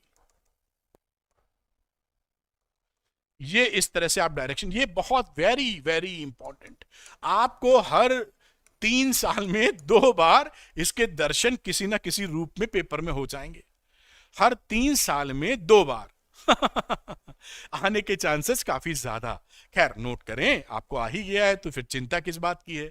यहां पर देखिए, figure shows A current carrying solenoid moving towards a conducting loop. ये करंट कैरिंग, ये आगे बढ़ रहे हैं महाशय। Find the direction of the current induced in the loop. अब यहां से आप देख सकते हैं कि इसमें आप कई तरह से इसको निकाल सकते हैं, मैं वही लूप वाला एग्जांपल दे रहा हूं, मैग्नेटिक फील्ड वाला। इस डायरेक्शन में देखिए करंट फ्लो हो रही है, ऐसे देख पाए, विच इज इधर से देख रहे हैं, यहां पर अगर आप देखें तो इस डायरेक्शन में कैसे दिख रही है, ये एंटी क्लॉकवाइज। तो ऐसे अगर आप करोगे तो मैग्नेटिक फील्ड किधर है, इधर है, तो बी का डायरेक्शन इधर है, और ये इसके पास जा रहा है, ये वेलोसिटी कह दो या जो भी है, बी बढ़ रहा है। अगर बी बढ़ रहा है तो ये क्या करेगा, ये उसको नहीं बढ़ने देगा, अपोजिट डायरेक्शन में बी बनाएगा। तो अपोजिट डायरेक्शन में बी बनाएगा, तो इधर से अगर देख रहे हो, आंख अगर आपने इधर लगा रखी है, आंख तो उल्टी बना दी मैंने, पता नहीं कैसे बनेगी, तो ये डायरेक्शन कैसे होगा, एंटी क्लॉकवाइज। तभी तो इसका बी का विरोध करेगा, देख पा रहे, एंटी क्लॉकवाइज। तो इसमें जो डायरेक्शन होगा वो एंटी क्लॉकवाइज होगा। कई लोग इसको आप किसी भी तरीके से कर सकते हैं, नॉर्थ और साउथ पोल मान के कर सकते हैं, क्लॉक फेस रूल भी होता है। तो क्लॉक फेस रूल आप जानते हैं, अगर करंट की डायरेक्शन इस तरीके से है तो ये क्या बन जाता है, नॉर्थ। करंट की डायरेक्शन अगर क्लॉकवाइज है तो ये साउथ बन जाता है। इससे भी आप सेटिंग कर सकते हैं कि ये देखिए ये कैसा है, एंटी क्लॉकवाइज, तो ये नॉर्थ पोल की तरह बिहेव कर रहा है इधर से देखने पर। अब ये नॉर्थ पोल आगे जा रहा है तो ये भी नॉर्थ पोल बना देगा। तो नॉर्थ पोल अगर आप यहां से देख रहे हैं तो नॉर्थ पोल बनेगा, तो कैसा डायरेक्शन है, एंटी क्लॉकवाइज। उससे भी हो जाएगा, कोई समस्या नहीं है। लेकिन जहां भी लूप मुझे दिखता है नॉर्थ साउथ ना लेना पड़े, वो खटाक से ऐसा लेना बड़ा आसान लगता है। और इसका रूल तो आप बहुत जगह करते हैं, स्क्रू रूल भी कह सकते हैं, right hand screw rule type, यही सब फॉलो होता है। खैर वेक्टर में भी होता है, खैर इसको नोट कर लीजिए, आप समझ पाएंगे। मैंने दोनों वैरायटी दी कि आप कुछ भी पढ़े हो आपको समस्या ना आए। पॉज करके नोट करें, यहां लिखा है flexible wire of irregular shape. ये एक वायर है जो अगड़म बगड़म है, मतलब इर्रेगुलर शेप है। ABCD as shown in the figure turns into a circular shape when placed in a region of magnetic field. अब ये मैग्नेटिक फील्ड में रखा गया है ना, तो ये फैल कर एक सर्कुलर डॉटेड लाइन दिख रही है, उस तरह के सर्कुलर शेप में आता है। इसका क्या मतलब है? एरिया बढ़ रहा है, साफ दिख रहा है फोटो में डायग्राम में। तो which is directed normal to the plane, जो मैग्नेटिक फील्ड है वो उसके नॉर्मल है, ये यहां पर दिखाई पड़ रहा है। Of the loop away from the reader, मतलब आप इधर से देख रहे हैं तो अंदर की तरफ है, अवे, ये क्रॉस बना है। Predict the direction of the induced current in the loop, इस इंड्यूस्ड करंट का डायरेक्शन किधर होगा? तो आप देख रहे हैं कि इसका एरिया बढ़ रहा है। जब एरिया बढ़ रहा है तो इंड्यूस्ड करंट क्या होती है? उसका विरोध करती है। एरिया बढ़ रहा है तो उसको मैग्नेटिक फील्ड घटाना चाहेगी, यही होती है ना। आपने देखा E इज इक्वल टू, ये माइनस साइन ये बताता है d phi upon D t, ये तो मैग्नीट्यूड है, ये डायरेक्शन, मतलब E उसका उल्टा होगा। अगर यहां पर जो करंट फ्लो करेगी वो इस मैग्नेटिक फील्ड का अपोजिशन करेगी, क्योंकि विरोध करना है ना, ये अंदर की तरफ है तो बाहर की तरफ आपको मैग्नेटिक फील्ड मिले। तो मैग्नेटिक फील्ड बाहर की तरफ कैसे मिलेगा? ये घुमा दीजिए लोग, ऐसे देखिए आपकी तरफ मैग्नेटिक फील्ड। तो ये क्या डायरेक्शन हो गया बेटा? यहां से शुरू करें तो इसका डायरेक्शन, इंड्यूस्ड करंट का जो डायरेक्शन होगा वो आप लिख सकते हैं एंटी क्लॉकवाइज होगा, क्योंकि यहां नाम लिखा हुआ है तो इतना लिख के छोड़ेंगे नहीं। Anti clockwise, which is C से अगर शुरू करें तो सी बी ए बी और सी, ये डायरेक्शन ऑफ करंट है। बात समझ गए होंगे, नोट कर लीजिए और कोई इसमें दिक्कत की बात नहीं। अगला क्वेश्चन बोल रहा है a metallic rod P Q, ये देखिए पी क्यू रॉड है, ऑफ लेंथ एल, ये एल लिखा है, is rotated with an angular velocity omega, omega से घूम रहा, ये बना है, about an axis passing through its mid point, ये एक्सिस यहां से जा रही है इस तरीके से, and perpendicular to the plane of the paper. ठीक है, इतनी बात हम लोग समझते हैं। इन यूनिफॉर्म मैग्नेटिक फील्ड बी, ठीक, as shown in the figure, what is the potential difference developed between the two ends of the P and Q? बेटा ये तो ओरल सवाल है, फिर भी हम करके दिखाएंगे। P और Q में कोई भी पोटेंशियल डिफरेंस नहीं क्रिएट होगा। आप जानते हो कि अगर ये आधी रॉड होती, मैं कॉन्सेप्चुअल बात कर रहा हूं जिसमें सवाल करना ही ना पड़े आपको, बाकी मैं करके भी दिखाऊंगा। अगर आप देखे होंगे कि एक, अगर आप यहां पर ऐसे रॉड लेते हैं और ऐसे घुमाते हैं, ये सेंटर रखा है, ये मैग्नेटिक फील्ड इधर बना है, तो कोई पोटेंशियल यहां पर क्रिएट हो जाता है पोटेंशियल।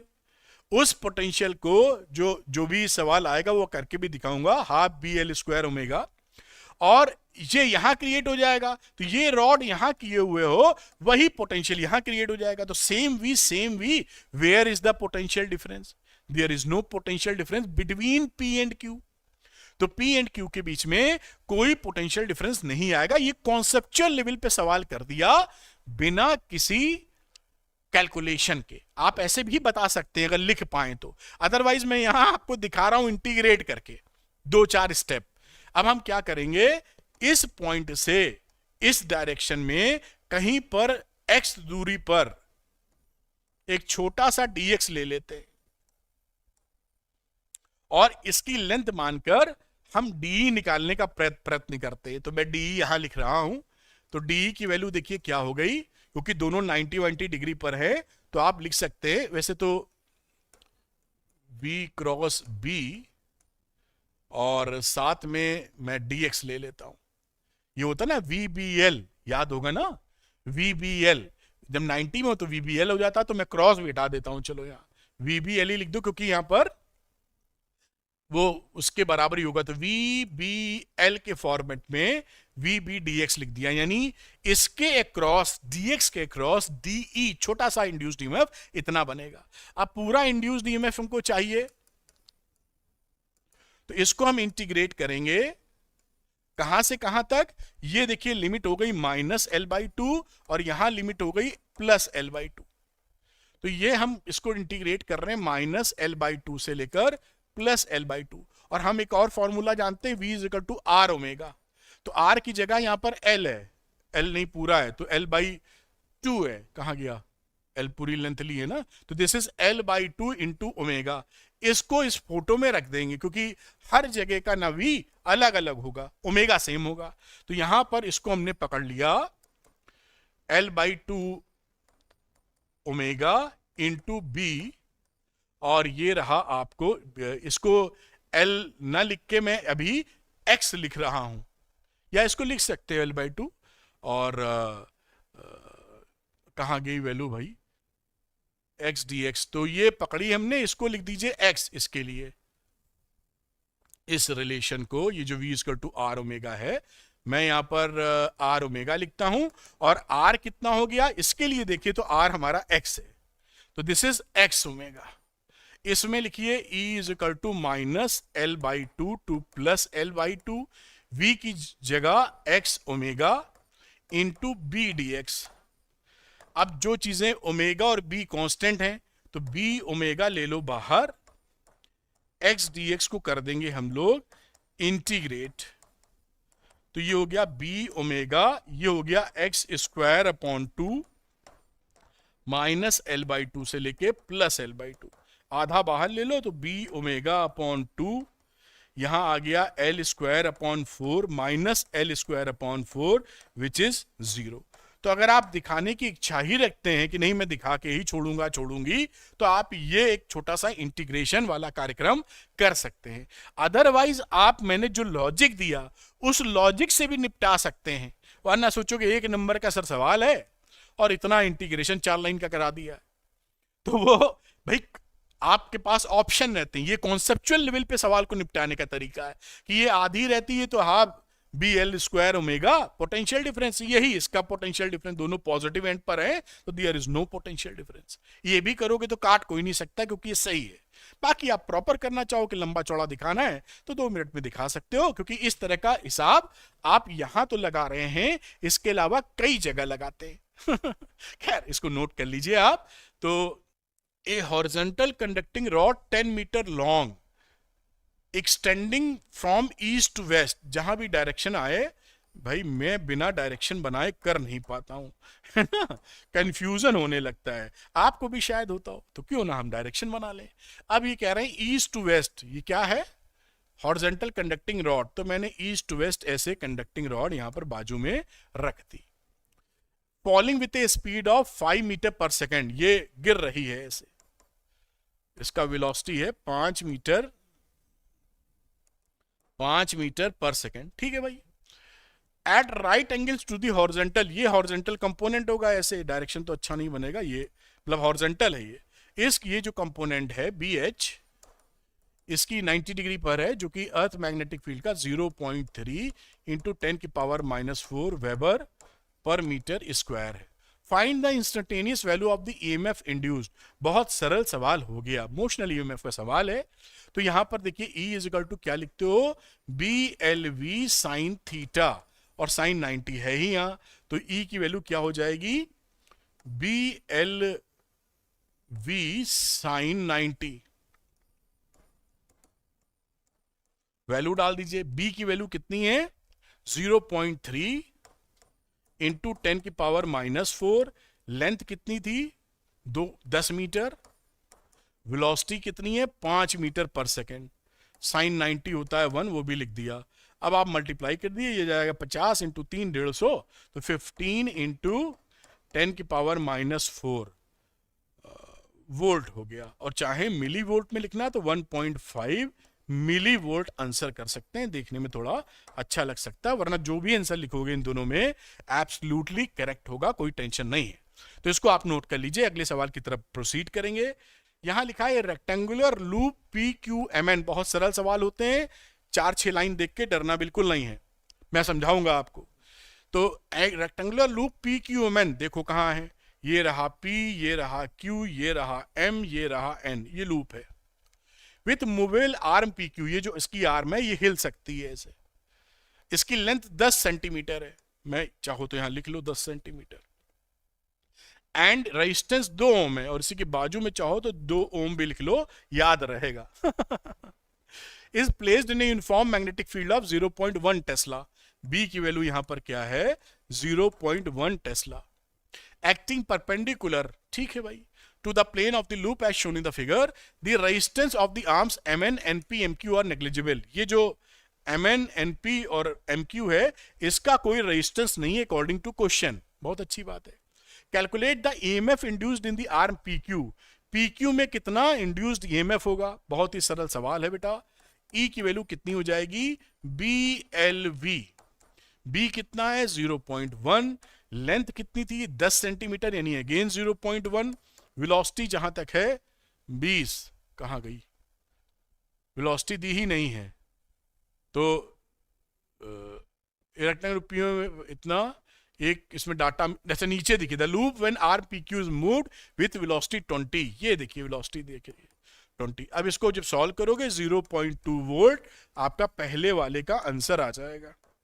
बड़े प्यार से नंबर 2 पकड़ते हैं. देखते हैं हमसे क्या पूछा जा रहा है. तो यहां पूछ रहे हैं current induced in the loop. Current कितनी है? अरे भाई उसमें क्या है? E/R. E है 0.2, रेजिस्टेंस था 2, ये लिखा था रेजिस्टेंस, और ये वैल्यू हो गई 0.1 एम्पियर. देखो ना कितने आसानी से हो गया, जबकि देख के बड़ा हड़क लगती है, अरे बड़ा सवाल है कैसे होगा. सब होगा, प्रेम से होगा और आप ही करके आएंगे. बस ध्यान से समझते रहिए और आगे बढ़ते रहिए. खैर इसको नोट कर लीजिए, अगले सवाल की तरफ हम लोग बढ़ने वाले हैं. खैर आप नोट कर चुके होंगे. अगेन वैसे ही कुछ कानूनी दांव पेच है सरल पक्का. देखिएगा, ए रेक्टेंगुलर कंडक्टर LMNO, बढ़िया, is placed in uniform magnetic field 0.5 tesla. दिया हुआ है, ये बी की वैल्यू है. The field is directed perpendicular to the plane of the conductor. Diagram बना है, प्लेन ऑफ द कंडक्टर है. When the arm Mn of the length 20 centimeters move towards left, ये towards left move किया है, velocity दे रखी है 20 centimetre की arm है और वेलोसिटी दे रखी है 10 मीटर पर सेकंड से. Calculate the EMF induced in the arm. अरे भाई ये तो पिछला सवाल है. B is equal to BLV. B कितना था? 0.5. L कितना है? 20 सेंटीमीटर यानी 0.2 मीटर. V कितना है? 10. तो ये हो गया देखिए 1 वोल्ट. खत्म खत्म.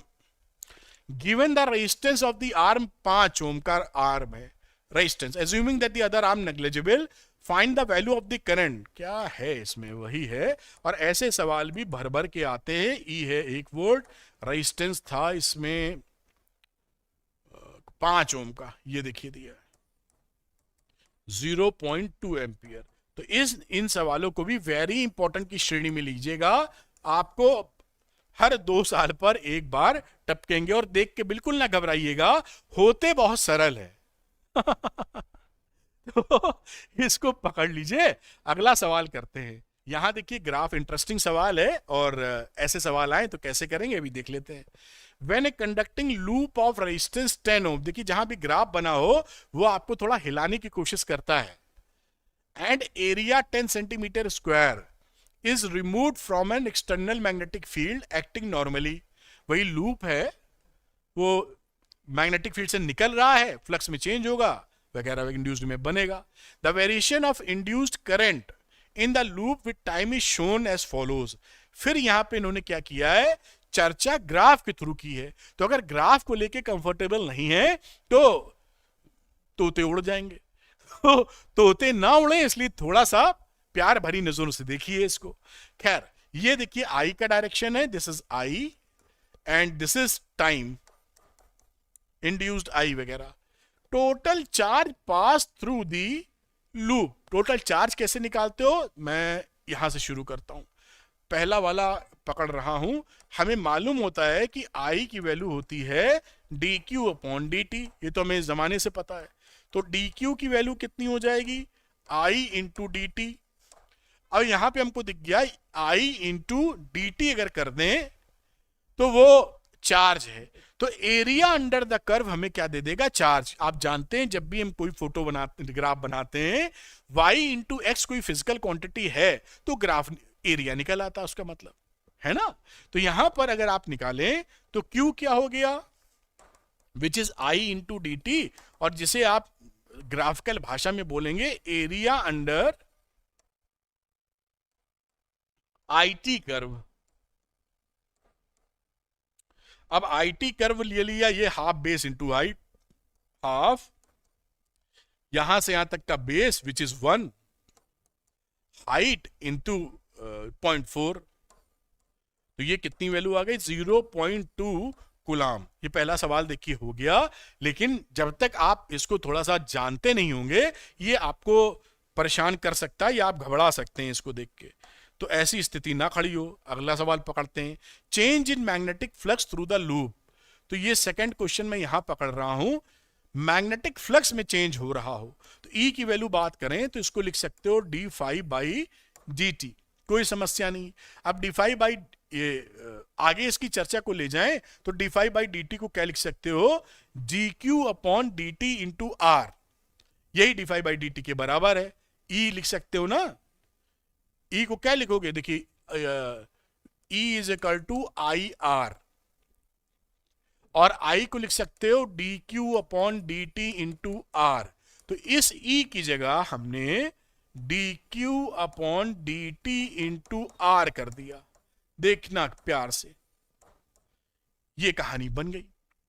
यही तो पूछा था, क्या पूछा था, change in magnetic flux through the loop. अब ये डी टी कट गया तो change in flux in the loop क्या है, d t d q into R. D q तो हमने निकाला था 0.2, रेजिस्टेंस कितना था, क्या दिया है, दिया होना चाहिए 10 ओम का रेजिस्टेंस दे रखा है, 10 से मल्टीप्लाई कर दीजिए। फ्लक्स में कितना चेंज हुआ आपको, 2 वेबर का। ये देखिए आंसर आ गया। अगर आपको इसकी कहानी नहीं समझ में आई मतलब आती है तो आप अटक जाएंगे इसमें, इसीलिए इन चीजों को ध्यानपूर्वक देख लीजिए और एकदम टॉप लेवल की कहानी करिए। ठीक है साहब, तीसरे को कर लेते हैं। अब तीसरा देखिए, magnitude of the magnetic field applied, तो वो कौन सी बड़ी बात है, फाई होता है बी ए, 90 डिग्री पर तो है ही है यहां पर। अब बी लिख दीजिए, फाई चेंज इन फ्लक्स हम निकाल ही चुके हैं, तो यहां से बी निकालोगे तो फाई अपॉन ए। फाई कितना है 2 वेबर, एरिया कितना है 10 इंटू 10 की पावर -4, एरिया यहां पर 10 सेंटीमीटर स्क्वायर दे रखा था। अब इसको सॉल्व कर लीजिए, ये वैल्यू कितनी आ गई 2000 टेस्ला। ये देखिए एक अच्छा सवाल, मेरे हिसाब से काफी बेहतर सवाल, जो आप एक बार देखे रहेंगे तो अच्छा रहेगा, वरना अटक सकता है। आप इसको नोट कर लीजिए, अगले सवाल की तरफ हम लोग आगे बढ़ेंगे और बड़े प्यार से सवाल को करेंगे। अब देखिए यहां पर फिर ये लंबा चौड़ा लिखा है, लेकिन कोई दम नहीं होगा क्योंकि 2 बार आया था और इसका एक डेरिवेशन हम लोग कर चुके हैं, फिर भी करेंगे। देखिए समझ प्रेम से, a metallic rod of length L is rotated with a frequency nu with one end hinged at the center and the other end at the circumference of the circle। यानी कुछ इस तरीके से कहानी है, इसको हिंज कर दियो, ये कुछ सर्कुलर मोशन में इस तरह ये घूमेगा। इसी का डेरिवेशन तो हमने किया था आपको, जो आप समझ पाए होंगे यहां पर। विथ वन एंड इतना and other and at the circumference of a circular metallic ring, ये मेटेलिक रिंग हो गया। आर, ये रेडियस आर है इसके बीच का। About an axis passing through the centre and perpendicular to the plane of the ring, और about an axis passing through the centre and perpendicular to the plane of the ring, यानी ऐसे लगा हुआ है, ऐसे ही घूम रहा है। एक constant uniform magnetic field B parallel to the axis, यानी बी हमने ऐसे बना दिया, this is direction of B, ठीक, present everywhere. Using Lorentz force explain how EMF is induced between the centre and the metallic ring and hence obtain the expression. तो पहले ये बता रहे हैं कि भाई जो लॉरेंट्स फोर्स की घटना बताइए, तो देखिए लॉरेंट्स फोर्स से कैसे होगा वो समझा देते हैं। यहां पे सपोज करो कि ये डायरेक्शन इस तरह से वी या आर, वी या ओमेगा की कहानी है, वी मान लेते हैं, ऐसे है, ये ओमेगा दिखा रहे हैं, वी इस डायरेक्शन में टेंजेंशियली वी बन जाएगा। अब अगर मैं मान रहा हूं कि पॉजिटिव चार्ज इधर जा रहा है, वरना इलेक्ट्रॉन विपरीत दिशा में भेज दो। इलेक्ट्रॉन अगर इधर जा रहा है तो पॉजिटिव चार्ज पीछे जा रहा है। तो आप यहां पर ले लीजिए कि चलिए पॉजिटिव ही ले लेते हैं, इधर जा रहा है तो देखते हैं क्या निकलता है। लॉरेंस फोर्स निकालिए तो लॉरेंस मैग्नेटिक फील्ड अंदर है, और अगर इलेक्ट्रॉन इधर जा रहा है मानिए, तो ये आपकी कहानी किधर हो गई बेटा, ये डायरेक्शन हो गया आई का, माइनस ऊपर जा रहा है पीछे जा रहा है, तो ये निकाला आपने, ये मैग्नेटिक फील्ड और ये करंट की डायरेक्शन देख पा रहे हो, क्योंकि इलेक्ट्रॉन ऊपर जा रहा था तो प्लस किधर जा रहा है नीचे, तो ये डायरेक्शन दिख रहा है, यानी ये यहां पर पॉजिटिव चार्ज इकट्ठा हो जाएगा, इलेक्ट्रॉन यहां इकट्ठा हो जाएंगे। अंदाजा लग रहा है क्या? इलेक्ट्रॉन पे फोर्स कैसे निकाल रहे हो, फिर से एक बार, मैग्नेटिक फील्ड अंदर की तरफ, इलेक्ट्रॉन इधर जा रहा है, उसकी विपरीत दिशा में करंट लेते हैं, पॉजिटिव का मूवमेंट, ये इस डायरेक्शन में, फादर मदर चाइल्ड फोर्स, तो ये आपने ऐसे किया तो ये किधर डायरेक्शन हो गया, आई की डायरेक्शन, यानी पॉजिटिव वाली डायरेक्शन। तो कुल मिला के ये प्लस यहां पर बनना शुरू हो जाएगा, इलेक्ट्रॉन पे जो फोर्स लग रहा है। बच्चों यहां पर ये प्लस इधर आएगा, देखिए ये जो इलेक्ट्रॉन जा रहा है उसकी करंट आपने ऐसे मानी है, तो फोर्स बाहर की तरफ लग रहा है। तो मैं इसको कैसे यहां पे हटाऊं, ऐसे दिखाता हूं आपको। तो ये जो रॉड है यहां पर, ये जो इलेक्ट्रॉन आगे जा रहा था इधर, इस पे फोर्स माइनस इधर इकट्ठा हो जाएगा, प्लस इधर, तो ये माइनस इस मेटेलिक रॉड पे डिस्ट्रीब्यूट हो जाएगा पूरा इलेक्ट्रॉन, क्योंकि उधर फोर्स लगता रहेगा। देखिए ये मैग्नेटिक फील्ड, इलेक्ट्रॉन आगे जा रहा है तो पीछे करंट की डायरेक्शन, फोर्स बाहर इलेक्ट्रॉन पर, तो फोर्स बाहर लगने की वजह से यहां पर सारे इलेक्ट्रॉन मेटेलिक रॉड पे आ जाएंगे, इस पे प्लस प्लस आ जाएगा। तो इस वजह से there is a potential difference, क्योंकि एक तरफ जमावड़ा हो गया है प्लस का और एक तरफ फैल गए माइनस चार्ज। अब हम देख लेते हैं कि इसका पोटेंशियल डिफरेंस कितना होगा, लॉरेंस फोर्स के हिसाब से हमने बता दिया है, वो निकाल लेते हैं। तो यहां पर जैसे बात की थी कि यहां से x डिस्टेंस दूर एक आप dx ले लीजिए, इतना पार्ट, तो आप डी की वैल्यू पीछे वाले सवाल में इसको हम लोग सॉल्व कर चुके हैं। तो क्या लिखते हो, B L V, B L कितना है, बी वी लिख देते हैं, एल की जगह डी एक्स लिख देते हैं। अब हम जानते हैं वी इज इक्वल टू होता है आर ओमेगा, तो आर की जगह यहां पर मैं एक्स ओमेगा लिख रहा हूं क्योंकि इसकी दूरी यहां से एक्स है। तो ये आपने लिखा B x omega d x, पूरा हमको डी अगर चाहिए तो ये वैल्यू हो जाएगी बी और ओमेगा कांस्टेंट है, integration x D x, limit कहां से कहां तक लगी, जीरो से लेकर रेडियस तक, रेडियस आर है, जीरो से लेकर आर तक, तो ये वैल्यू कितनी आ गई, B omega x square upon 2 integrate 0 to r, यानी half B omega r square. ये आपका आंसर आ गया। ओमेगा क्योंकि इन्होंने दिया नहीं है, फ्रीक्वेंसी दी है, तो आप जानते हैं कि ओमेगा की वैल्यू होती है 2 पाई एफ या 2 पाई न्यू, तो ओमेगा की जगह 2 पाई न्यू रिप्लेस कर दीजिए, half B 2 pi nu R square, और आप कह सकते हैं 2 से 2 काट दो तो pi B nu omega r square, ये आपका आंसर आ गया।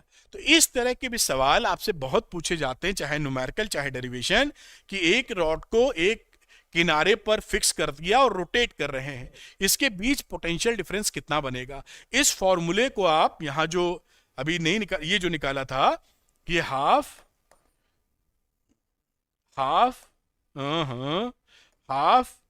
ये बी आर को लिख देते हैं एल स्क्वायर ओमेगा, इसको याद रखिएगा, ये कई जगह न्यूमेरिकल में लगता रहता है, तो इसको आप नोट कर लीजिए। अगला सवाल हम लोग करते हैं।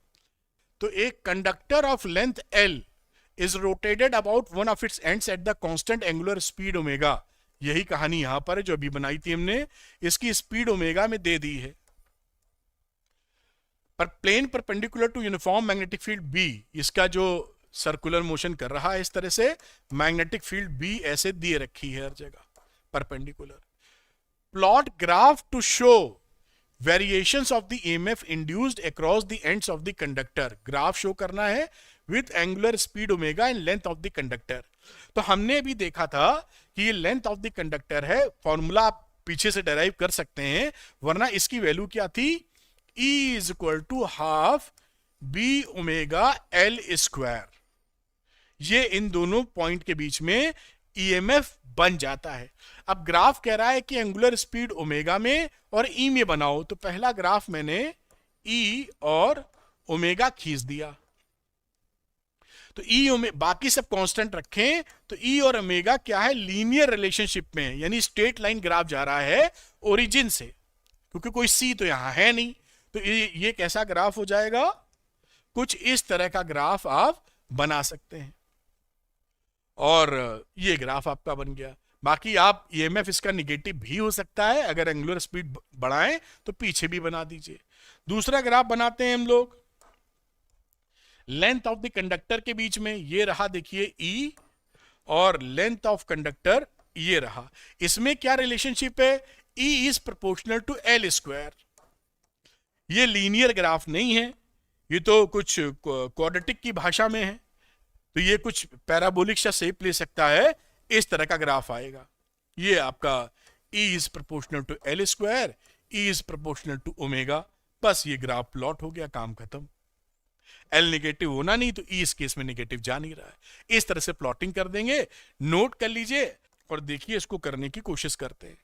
यहां लिखा है a square loop of side 20 centimetre, ये स्क्वायर लूप है 20 सेंटीमीटर का साइड है, is initially kept 30 centimetre away, ये 30 सेंटीमीटर यहां से दूर है, ये देखिए दिख रहा है, from a region of uniform magnetic field of 0.1 tesla as shown in the figure. ये बहुत ही टॉप क्लास क्वेश्चन है, और बच्चा पढ़ने वाला ही इसको हैंडल कर पाया होगा जब ये आया होगा 15 में। Move towards the right with A velocity of 10 centimetre पर सेकेंड, 10 सेंटीमीटर पर सेकेंड से आगे बढ़ रहे हैं ये भाई साहब, till it goes out of the field, ये यहां से बढ़कर ये ऐसे निकल जाएंगे ऐसे। बहुत शानदार क्वेश्चन, और इसका ग्राफ बनाने को शायद बोल रहा है, plot a graph showing the variation of magnetic flux phi through the loop with time, phi का और टाइम के बीच का graph, induced EMF in the loop with time, induced EMF वाला भी ग्राफ पूछ रहा है, और तीसरा ग्राफ induced current in the loop, it has resistance जब 0.1 ओम हो। पहला ग्राफ अगर हम डिकोड कर लेंगे तो सारे डिकोड हो जाएंगे। मेरे हिसाब से बहुत ही शानदार सवाल है। चलिए बात को स्टार्ट कर लेते हैं। एल यहां पर इसका एल है 0.2 मीटर, इसको हम लोग तेजी से निपटाते हैं। पहला वाला कार्यक्रम देखते हैं, magnetic flux through the loop, magnetic flux through loop, तो वो कितना हो जाएगा, यहां पर फाई मैक्स की बात करते हैं। फाई मैक्स का मतलब है जब ये पूरा घुस जाएगा इसके अंदर, शुरू में तो शून्य है, फिर ये पूरा घुसेगा, तो जब ये पूरा घुसेगा तो B इंटू ए, तो मैग्नेटिक फील्ड है 0.1 टेस्ला, जैसा हम लोगों ने पढ़ा था अभी कहीं ये, और ये एरिया क्या है, लेंथ इंटू लेंथ 0.2 का स्क्वायर, तो ये वैल्यू कितनी आ गई यहां से 4 इंटू 10 की पावर -3 वेबर। ठीक पकड़ पाए हम लोग। अब यहां पर देखिए इस ग्राफ, अभी क्या है, ये अभी इसमें कोई भी फ्लक्स नहीं जा रहा है, पूरा फ्लक्स जाएगा इतना और फिर यहां पूरा निकल जाएगा। ठीक, तो यहां पर अगर इसका ग्राफ बनाने हम आ जाएं, देखिए ध्यान से, व्हाइट कलर लेते हैं,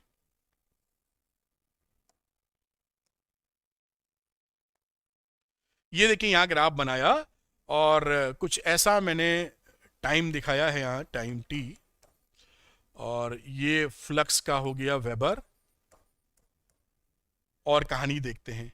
तो देखिए यहां पर जब ये एंट्री लेना शुरू करेगा, ये कितनी दूर अभी है, ये 30 सेंटीमीटर दूर है, तो इसको पहली एंट्री के लिए 30 सेंटीमीटर तो कोई फ्लक्स जाएगा ही नहीं, तो 30 सेंटीमीटर में कितना टाइम लगा, इसकी स्पीड कितनी है 10 की, तो आपने देखा कि time speed equal to distance upon time, time कितना लगा, डिस्टेंस है 30 सेंटीमीटर, स्पीड थी इसकी 10, तो ये लगा 3 सेकंड, यानी 3 सेकंड तक तो कोई फ्लक्स यहां गया ही नहीं, 0 से 3 तक, क्योंकि ये अभी खसक के इसके पास पहुंचा है, पहली एंट्री ले रहा है। और जब ये एंट्री यहां ले रहा है, उस समय आप देखेंगे कि इसकी कहानी लीनियरली बढ़ेगी। कैसे लीनियरली बढ़ रही है देखिए, यहां पर आप जब निकालोगे ई की भाषा या d phi by D t निकालोगे, ई अभी छोड़ो, अभी तो हम लोग फाई निकाल रहे हैं, ये समझ रहे हो ना, यहां से घुसना शुरू कर रहा है। तो d phi by D t B into A, B तो वही बना हुआ है, और ये रहा d A upon D T. अब ये d A upon D t in case of square और लूप वो कांस्टेंट है, क्योंकि स्पीड कांस्टेंट है। देखिए ये देखिए बी लिखा, और इसको लिख दोगे लेंथ स्क्वायर, एल स्क्वायर कह दो, या लेंथ, ये रेक्टेंगल है क्या है, स्क्वायर है, स्क्वायर लूप है। अगर रेक्टेंगल भी होता, आपको दिखाने के लिए बता रहा हूं, तो लेंथ इंटू क्या करते आप, ब्रेथ लिख देते। तो ये बी लिखते, ब्रेथ में तो कोई चेंज है नहीं, डीएल अपॉन डी टी लिखते आप। इसका क्या मतलब है, वेलोसिटी, वेलोसिटी इज कांस्टेंट, इसलिए ये वैल्यू पूरी क्या हो गई, दिस इज कांस्टेंट। बात समझ में आई कि नहीं आई? डीएल अपॉन डी टी क्या होता है, वेलोसिटी, ध्यान से समझो, इसकी स्पीड, ये v आ गया, v सेम है, अगर v सेम है, b सेम है, b सेम है, तो पूरी चीज कांस्टेंट है, यानी d phi by D t क्या है, कांस्टेंट है। D phi by D t क्या, रेट ऑफ चेंज। इस ग्राफ में उस चेंज को दिखाओगे तो कैसे दिखाओगे, स्लोप फॉर्म में, क्योंकि d phi by D t slope होता है इसका, d phi upon D t slope होता है, तो वो स्लोप आपका कांस्टेंट आ रहा है। यानी अब यहां से कब ये पूरी तरह घुस जाएगा, 20 सेंटीमीटर और लेगा घुसने में, 10 सेंटीमीटर पर सेकंड की स्पीड, यानी 2 सेकंड, तो 3 के बाद 5 सेकंड पर आ जाओ।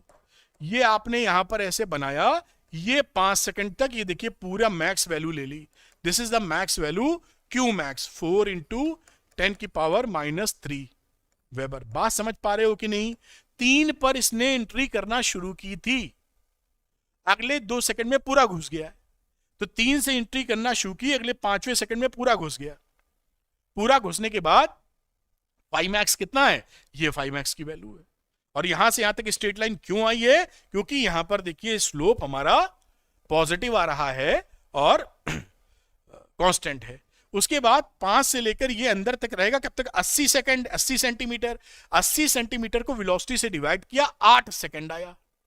यानी इसके अंदर की जो जर्नी है, मतलब ये जो अंदर मारा था, ये जब यहां पहुंचा था, ध्यान से देखो, तो ये साहब 20 सेंटीमीटर खुद थे इतना, जब ये पूरा घुस गए थे अंदर, यहां से यहां तक ये 5 सेकंड लगा के पूरा घुस गए। अब जब ये डिफरेंस कितना बता है, दिस इज 60, तो ये जब 60 यहां जब पहुंच जाएंगे ऐसे, तभी तो निकलना शुरू करेंगे, यानी इसके बाद 6 सेकंड तक अंदर रहेंगे ये। तो यहां से आप बना दीजिए 5 से 6 यानी 11 सेकंड। बात पकड़ रही होगी, 60 को 10 से, इंपॉर्टेंट और हॉट क्वेश्चन। तो ये 11 तक ऐसे चले, देखिए 11 सेकंड तक, उसके बाद फिर ये बाहर निकलने में 2 सेकंड का वक्त लेंगे, तो 11 से लेकर 13 तक चले आओ, और ये निगेटिव इस तरह से स्लोप ये बन जाएगा यहां, क्योंकि वहां पर जब D phi by D T लोगे, DL by D T velocity, तो ये आपका कांस्टेंट होगा, लेकिन निगेटिव स्लोप होगा, क्योंकि फ्लक्स घट रहा होगा, यहां फ्लक्स बढ़ रहा है। बात पकड़ में आई होगी। ये ग्राफ है पहले वाले का, ये बड़ा इंपॉर्टेंट है, समझदारी से बनाओगे तो शानदार ग्राफ बन जाएगा। उम्मीद आप समझ पाए होंगे। अगली बात इंड्यूस्ड ईएमएफ की करते हैं। इंड्यूस्ड ईएमएफ क्या होता है? इंड्यूस्ड ईएमएफ की सेकंड वाले की चर्चा कर रहे हैं। ये होता है minus D phi by D T. इसी से हम इसको पकड़ लेना चाहते हैं। ये D phi by D T positive slope है, ये बनाया आपने, और यहां पर दिखाया induced EMF that is E या वी, ये पॉजिटिव और ये निगेटिव, और इधर टाइम वेरिएंट। तो यहां पर देखिए ये 5 सेकंड है, 3 से लेके 5 सेकंड तक पॉजिटिव स्लोप है। पॉजिटिव स्लोप होने का मतलब क्या है, ई की वैल्यू निगेटिव है, क्योंकि ये तो पॉजिटिव है, ये निगेटिव है, तो ये वैल्यू यहां कहां तक चली गई, 3 तक तो कोई घटना नहीं घटी थी, 3 से 5 तक में यहां से वैल्यू देखिए निगेटिव आ गई, देख पा रहे होगे आप। और ये वैल्यू कितनी है, this is minus D phi by D T, जो स्लोप आपका निकालना पड़ेगा हमको स्लोप। तो ये ई की वैल्यू कितनी आएगी, माइनस, अगर मैं मैग्नीट्यूड निकालूं माइनस वहां से पकड़ लेता हूं, डी फाई कितना रहा, तो बी एल वी कर देते हैं, तो BLV का मतलब हो गया 0.1 Tesla, 0.2 and velocity is 0.1। Calculate करो तो 2 इंटू 10⁻³ वोल्ट। तो ये वैल्यू हो गई 2 इंटू 10⁻³ वोल्ट माइनस साइन के साथ। उम्मीद है आप समझ पाए होंगे। अब इसके बाद 5 से लेकर 11 तक यहां पर कोई भी चेंज नहीं हुआ, फ्लैट है ना, there is no change in flux, तो नो चेंज, तो E 0 आ गया। पहले सवाल कर चुके हैं इसलिए हर चीज लिख नहीं रहे हैं। अब इसके बाद देखिए 11 से लेकर 13 सेकंड तक हमारी वैल्यू क्या है, फ्लक्स निगेटिव है, तो ये वैल्यू अगर निगेटिव है तो निगेटिव निगेटिव पॉजिटिव, ये पॉजिटिव टर्म में चला गया, उतनी ही वैल्यू में ये ग्राफ बन गया आपका। और ये वैल्यू भी कितनी है, दिस इज प्लस की 2 इंटू 10⁻³ वोल्ट, ये ग्राफ यहां बन चुका है। अब तीसरा ग्राफ है इंड्यूस्ड करंट का, ये इसको भी मैं यहां बनाना चाहता हूं जैसे पूरी बात क्लोज की जा सके इसी उसमें। तो ये आप I निकालोगे तीसरे के लिए, तो I की वैल्यू हो जाएगी E/R, मैग्नीट्यूड निकालने डायरेक्शन पता कर लेंगे, तो 2 इंटू 10⁻³ रेजिस्टेंस था यहां पर 0.1, अभी दिखा देंगे, रेजिस्टेंस 0.1 था, तो ये वैल्यू हो गई 2 इंटू 10⁻² एम्पियर। ये देखिए रेजिस्टेंस की वैल्यू अगर आप देखें तो कहां गया, ये देखिए 0.1 इसे यहीं दे रखा है। अब यहां पर आपने जब ग्राफ बनाया तो देखिए जिस डायरेक्शन में E है उसी डायरेक्शन में I है, तो पहली I मिलेगी निगेटिव, और वो इंड्यूस्ड करंट कितनी आ गई, 2 इंटू 10⁻², ये रही वैल्यू। मतलब पहले तो 3 से 5 तक कुछ नहीं हुआ है, तो ये वैल्यू देखिए ऐसे मिल गई,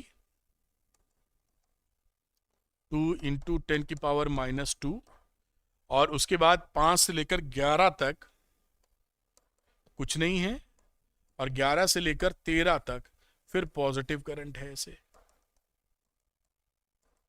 तो ये आप जरूर सीख लीजिए, और ये वैल्यू 2 इंटू 10⁻², ये है डायरेक्शन करंट का और ये है टाइम का। तो ये जो सवाल है ये हॉट्स क्वेश्चन में जाते हैं। जिस बच्चे को ये क्लैरिटी हो जाती है वो किसी भी तरह का सवाल लगा सकता है, मतलब वो कुछ भी आ जाए फिर छोड़ेगा नहीं। तो मैंने कहा क्यों ना ऐसे सवाल आपके सामने पेश किए जाएं जो आपको जबरदस्त तरीके से सिखाने में मदद करें। तो आप इसको नोट कर सकते हैं, अगले सवाल की हम लोग चर्चा करेंगे बेटा। तो आइए अगले सवाल की तरफ मूव करते हैं, ये नोट कर पाए आप होंगे, इसको थोड़ा ऊपर ले जाते हैं। ये देखिए इसको आप नोट कर लीजिए, यहां पर भी बहुत कुछ लिखा है लेकिन सवाल में दम नहीं मिलेगा। A conducting rod PQ of length 20 centimetre, PQ इसकी लेंथ 20 सेंटीमीटर एंड रेजिस्टेंस है 0.1 ohm, rest on the 2 smooth parallel rails of negligible resistance AA dash, ठीक है, and CC dash. It can slide on the rails and the arrangement is positioned between the poles of the permanent magnet producing uniform magnetic field B है 0.54 Tesla जो इसके अंदर दिया हुआ है। The rails, the rod and the magnetic field are in 3 mutually perpendicular direction. Rails, rod, सब mutually perpendicular direction as shown in the figure. If the ends A and C of the rails are short circuit, A और C, A और C, ठीक है, इसको short circuit कर दिया है। Find the external force required to move the rod with uniform velocity V is equal to 10 centimetre. अब यहां पर देखिए इसको अगर हम कितना एक्सटर्नल लगाएं कि V हम 10 की स्पीड दे सकें, तो फॉर्मूला आपको याद होना चाहिए कि जो फोर्स यहां रिक्वायर्ड होता है वो ILB होगा, और लिखें तो उसको लिख सकते हो B²L² V/R। तो इसको आप फॉर्मूले को याद रखिए, जो फोर्स जरूरत पड़ती है इसको मूव करने के लिए। और अब वैल्यू पुट कीजिए 0.4 का square, length of the rod 20 into 10⁻² का स्क्वायर, इंटू वेलोसिटी 10 इंटू 10 की पावर -2 अपॉन रेजिस्टेंस 0.1। इसको आप सॉल्व करोगे 6.4 इंटू 10 की पावर -3 न्यूटन आ जाएगा।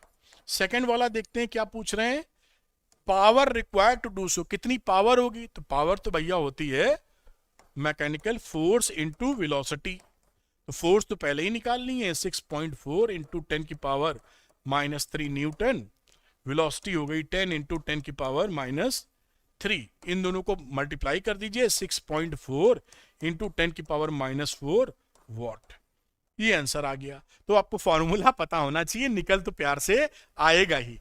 खैर इसको नोट कर लीजिए, the current in the primary coil of a pair of coils changes from 7 ampere to 3 ampere in 0.4 second. The mutual inductance between the two coils is, m की value कितनी है 0.5 henry. The induced EMF बताओ secondary coil में, तो हम ये जानते हैं कि E की वैल्यू होती है m di/dt, आराम से लिख सकते हो 0.54 अपॉन 0.04, यानी वैल्यू आ गई 50 वोल्ट। Option number A. इस तरह से सवाल हो जाएगा, शांति से देख लें, पॉज करके नोट डाउन कर लीजिए। How does the mutual inductance of a pair of coils change when distance between the coil is increased?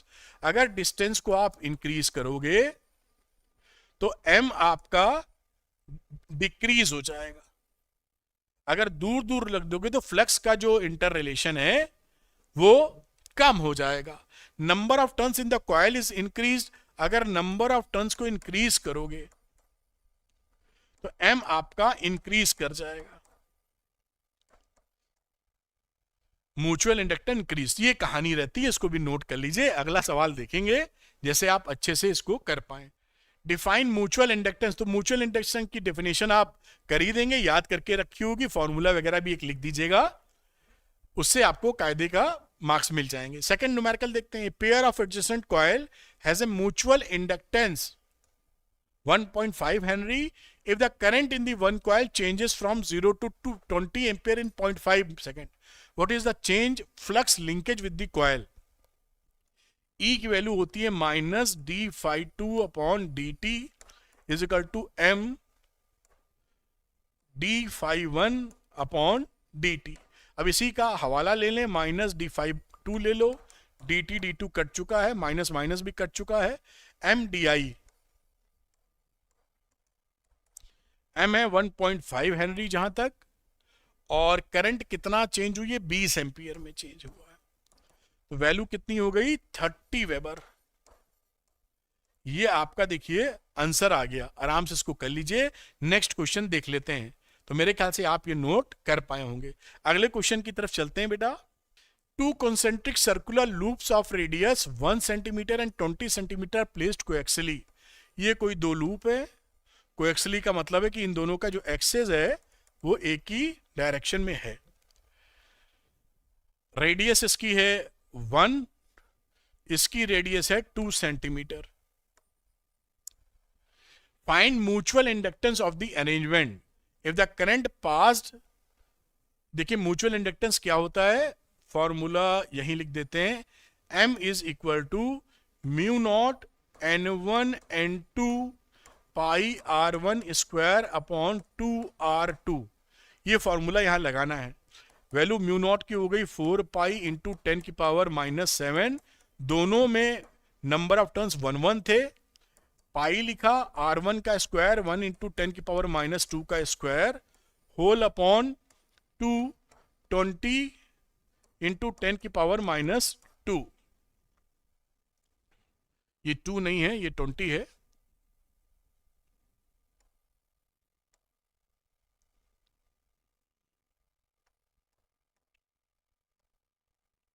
ये कहानी। अब इसको सॉल्व कर लीजिए, सॉल्व करने के बाद आपकी वैल्यू आ जाएगी पाई स्क्वायर इंटू 10 की पावर -10 हेनरी। ये कहानी खत्म। दूसरी बात करते हैं, if the current pass through the outer loop is changed to concentric. Concentric का मतलब ऐसे ना हो कि लूप बेटा ऐसे लूप हैं, ये सेंटर एक जगह है, ऐसे लूप बने हुए हैं, ये पहली वाली फिगर ज्यादा बेहतर नहीं है, सही नहीं है। ये 1 सेंटीमीटर का रेडियस था, इसका 2 सेंटीमीटर का, 20 सेंटीमीटर का। अब क्या बोल रहा है, if the current pass through the outer loop, इसमें जो करंट है is change at the rate of 5 ampere per second, यानी di2 अपॉन dt की वैल्यू कितनी है, 5। तो find the induced EMF in the inner loop, assume the magnetic field of the inner loop is to be uniform. तो E की value अगर लिखूं तो m, या सीधे ही बात करूं लिख दोगे, अच्छा di/dt। m की वैल्यू कितनी हो गई, ऊपर से निकाली थी, π² इंटू 10 की पावर -10, di/dt कितना है, 5 एम्पियर मिली सेकेंड। तो पर सेकेंड है 5 इंटू 10 की पावर 3, इसकी वैल्यू आ जाएगी 4.93 इंटू 10 की power -6 volt, which is 4.93 microvolt. ये आपका आंसर आ गया। तो ये फिगर सही है, ऊपर वाली फिगर को आप छोड़ दीजिए, मैं हटा नहीं रहा हूं, जिससे आप समझ सकें। ऐसे क्वेश्चंस आए तो ऐसे निपटाइएगा। हटता हूं, अगला क्वेश्चन हम लोग करेंगे, उम्मीद है आप इसको नोट कर पाए होंगे। कह रहा है the self inductance of a solenoid of 600 turns is 108 milli henry. The self inductance of the coil having 500 turns with the same length, same radius and same medium, सब कुछ सेम है, टर्न्स की केवल चर्चा कर रहे हैं। तो आप जानते हैं L'/L क्या आ जाएगा, क्योंकि जो L का फॉर्मूला होता है वो होता है μ0n² A इंटू L। तो यहां पर L'/L की वैल्यू आ जाएगी n'/n का होल स्क्वायर, 500/600 का होल स्क्वायर। तो L' कितना रहा, 108 इंटू 5/6 यानी 25/36, 75 मिली हेनरी। ये आपका आंसर हो गया, जो आप बेहतर ढंग से कर सकते हैं।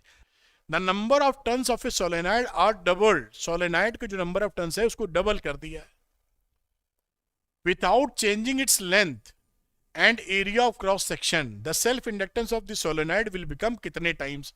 L की वैल्यू एक और फॉर्मूला μ0 μr n²A/L। अब दूसरे केस में n' की वैल्यू हो गई है 2n, तो L' कितना हो जाएगा, μ0 μr A 2n का स्क्वायर अपॉन L, बाकी चीज सेम है। अब ये 2 का स्क्वायर करोगे तो 4L के बराबर आ जाएगा। तो इंडक्टेंस कितना हो गया, 4 टाइम्स। आंसर कितनी है, 4 टाइम्स। सरल सवाल है, लेकिन ऐसे सवाल आपसे काफी पूछे जाते हैं, तो इसको आप नोट कर लीजिए। अगली चीज फटाफट हम लोग कर लेते हैं। डिफाइन सेल्फ इंडक्टेंस, वो आप डिफाइन कर देंगे, SI यूनिट हेनरी वेनरी लिख ही देंगे। ये उम्मीद जानते होंगे, मैं लिख नहीं रहा हूं क्योंकि ये तो आपने पढ़ रखा होगा। phi is proportional to I, phi is equal to Li, ऐसे करके करते हैं ना, वो आप कर देंगे।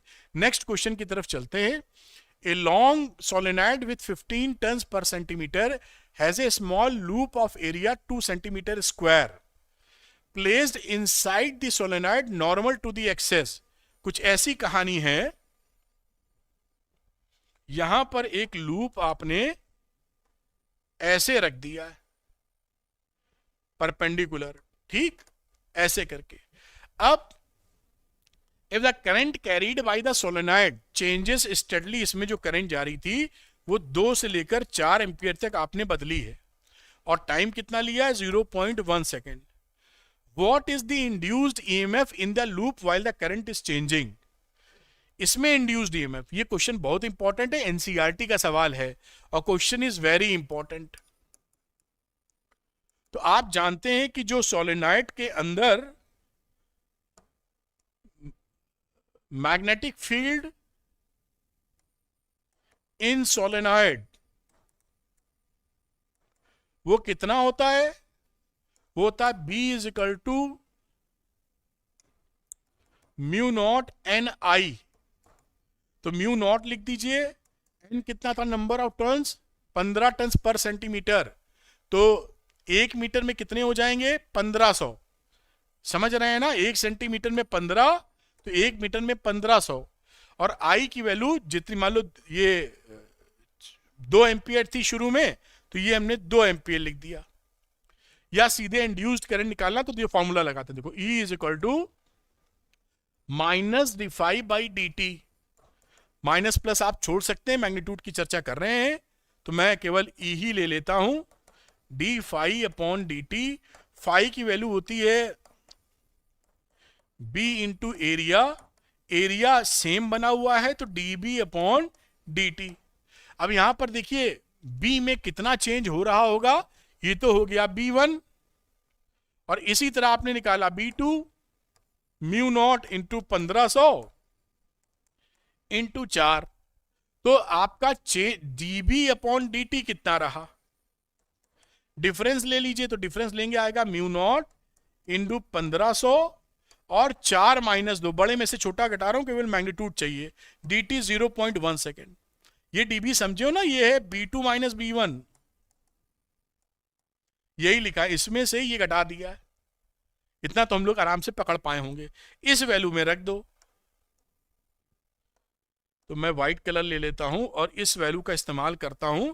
एरिया कितना था भूल गया मैं तो एरिया दिया 2 सेंटीमीटर स्क्वायर, तो ये रहा 2 सेंटीमीटर का स्क्वायर, मतलब 2 इंटू 10 की पावर -4 मीटर में आ गया।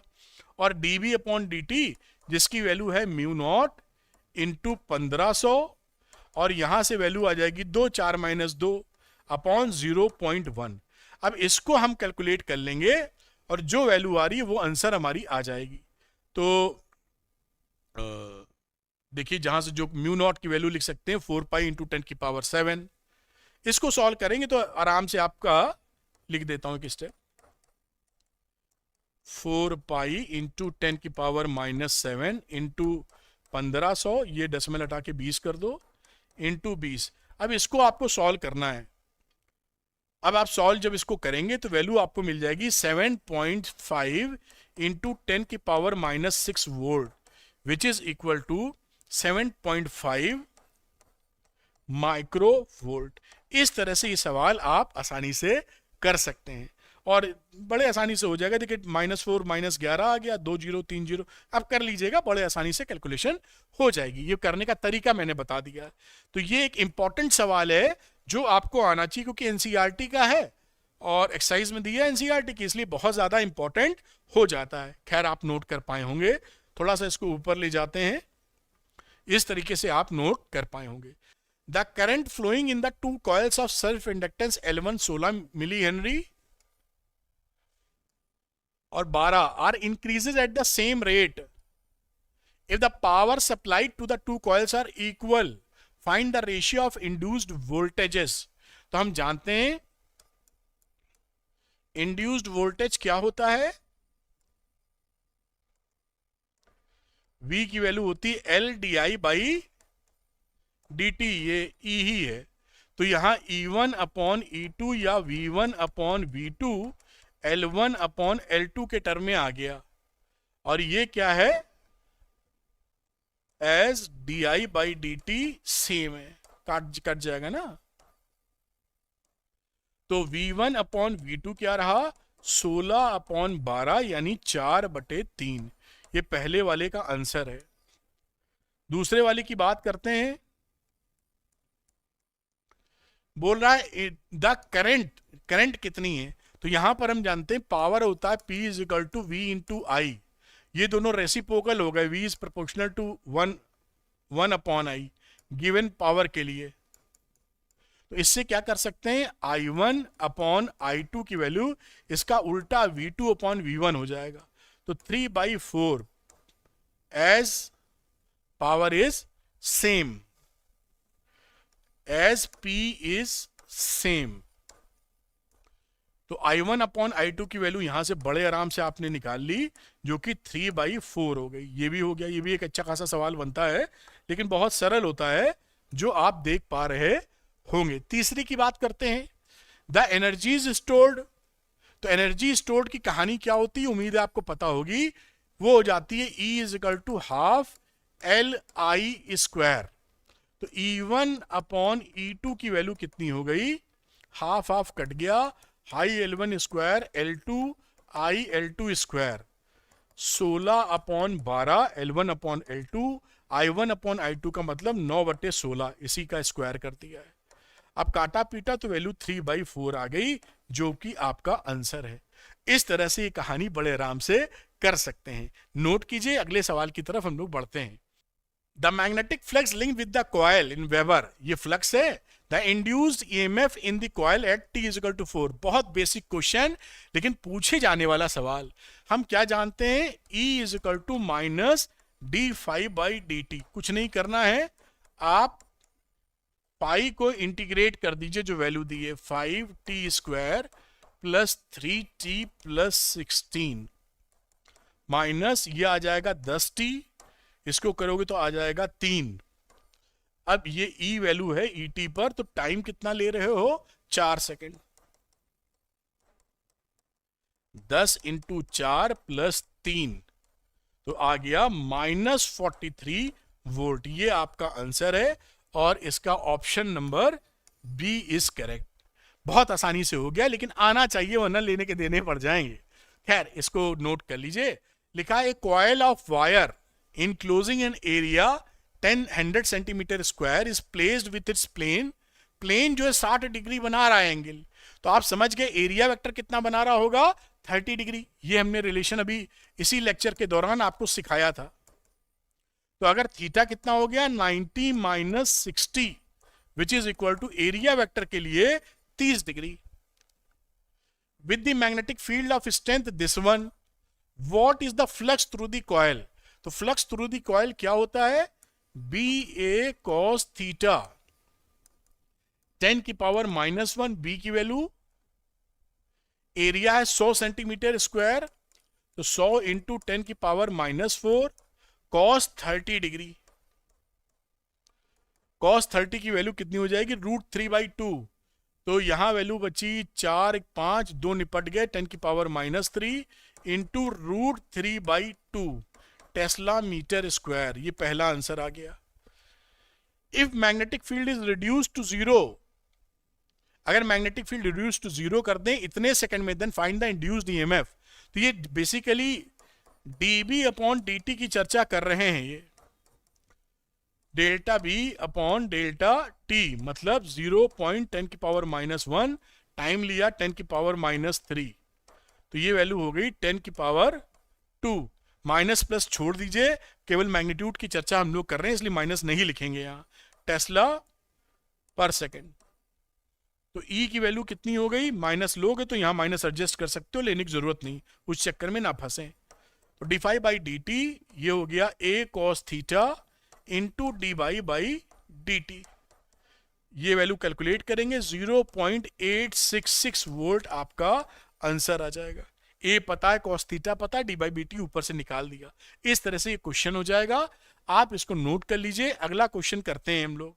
ये if the angular speed of the armature of a dynamo is doubled, omega बढ़ा दिया जाए, then the amplitude of the induced EMF will be. तो देखिए यहां पर है E इज इक्वल टू E0 साइन ओमेगा टी, और इसको लिखते हैं NBA, E0 की value omega sine omega T. अब क्या कह रहा है, एंगुलर स्पीड, ओमेगा को डबल कर दोगे, जैसे ही ओमेगा डबल करोगे 2 ओमेगा कर दिया, तो किस चीज को बोल रहा है, E' तो डबल हो गया, 2E हो गया। पूछ क्या रही है, then the amplitude of the induced EMF, yes, ये एम्पलीट्यूड दुगना हो जाएगा, answer will be double, amplitude double हो जाएगा। एम्पलीट्यूड की बात करें तो हम लोग E0 लिखते हैं, विच इज NBA ओमेगा। तो ओमेगा का 2 ओमेगा करोगे तो नए वाले का NBA 2 ओमेगा मिल जाएगा, मतलब 2 इंटू E. इस तरीके से आप इस सवाल को परफॉर्म कर सकते हैं। आइए इसको नोट कीजिए। If both the number of turns and core length of an inductor is doubled, दोनों को डबल कर दिया है, keeping other factor constant, then its self inductance will be. तो सेल्फ इंडक्टेंस का फॉर्मूला याद होना चाहिए, mu naught N square A upon L, तो एल डैश की वैल्यू क्या हो गई, म्यू नॉट 2n का होल स्क्वायर, डबल कर दिया टर्न्स, और लेंथ को भी इन्होंने डबल कर दिया है। तो ये वैल्यू क्या हो गई, L dash is equal to 4/2 यानी 2l। बस आंसर विल बी डबल यानी बी डबल। इस तरीके से आप कर सकते हैं, इसको नोट डाउन कर लीजिए आप शांति से। उम्मीद है बच्चों आपने नोट कर लिया होगा। तो मैंने पूरे जितने भी मेथड्स के सवाल बनते थे, इतने सवाल अगर आप कर लेंगे तो आप छा जाएंगे। अगर आपको लगता है कि अरविंद सर ने आपके लिए इफेक्टिव वीडियो बनाया है, जो हार्डवर्क किया है वो सही डायरेक्शन में है, तो वीडियो को लाइक एंड शेयर जरूर कीजिएगा। लाइक करने में आपका कुछ नहीं जाता, अरविंद सर को मोटिवेशन आता। और हाँ, अरविंद एकेडमी चैनल को सब्सक्राइब करना मत भूलिएगा, फिजिक्स के टॉप क्वालिटी कंटेंट के लिए और इजीएस्ट लैंग्वेज में, सरल लैंग्वेज में। Thank you very much, wish you all the best. इस वीडियो को देखिए और इसके नीचे भी प्लेलिस्ट दे रखी है डिस्क्रिप्शन में, जो भी आपकी बहुत मदद करेगी, तो आप उसका यूज कर सकते हैं और बहुत अच्छे नंबर लेके आ सकते हैं। थैंक यू वेरी मच, मिलते हैं अगले वीडियो में। Thank you, good luck to you, bye bye.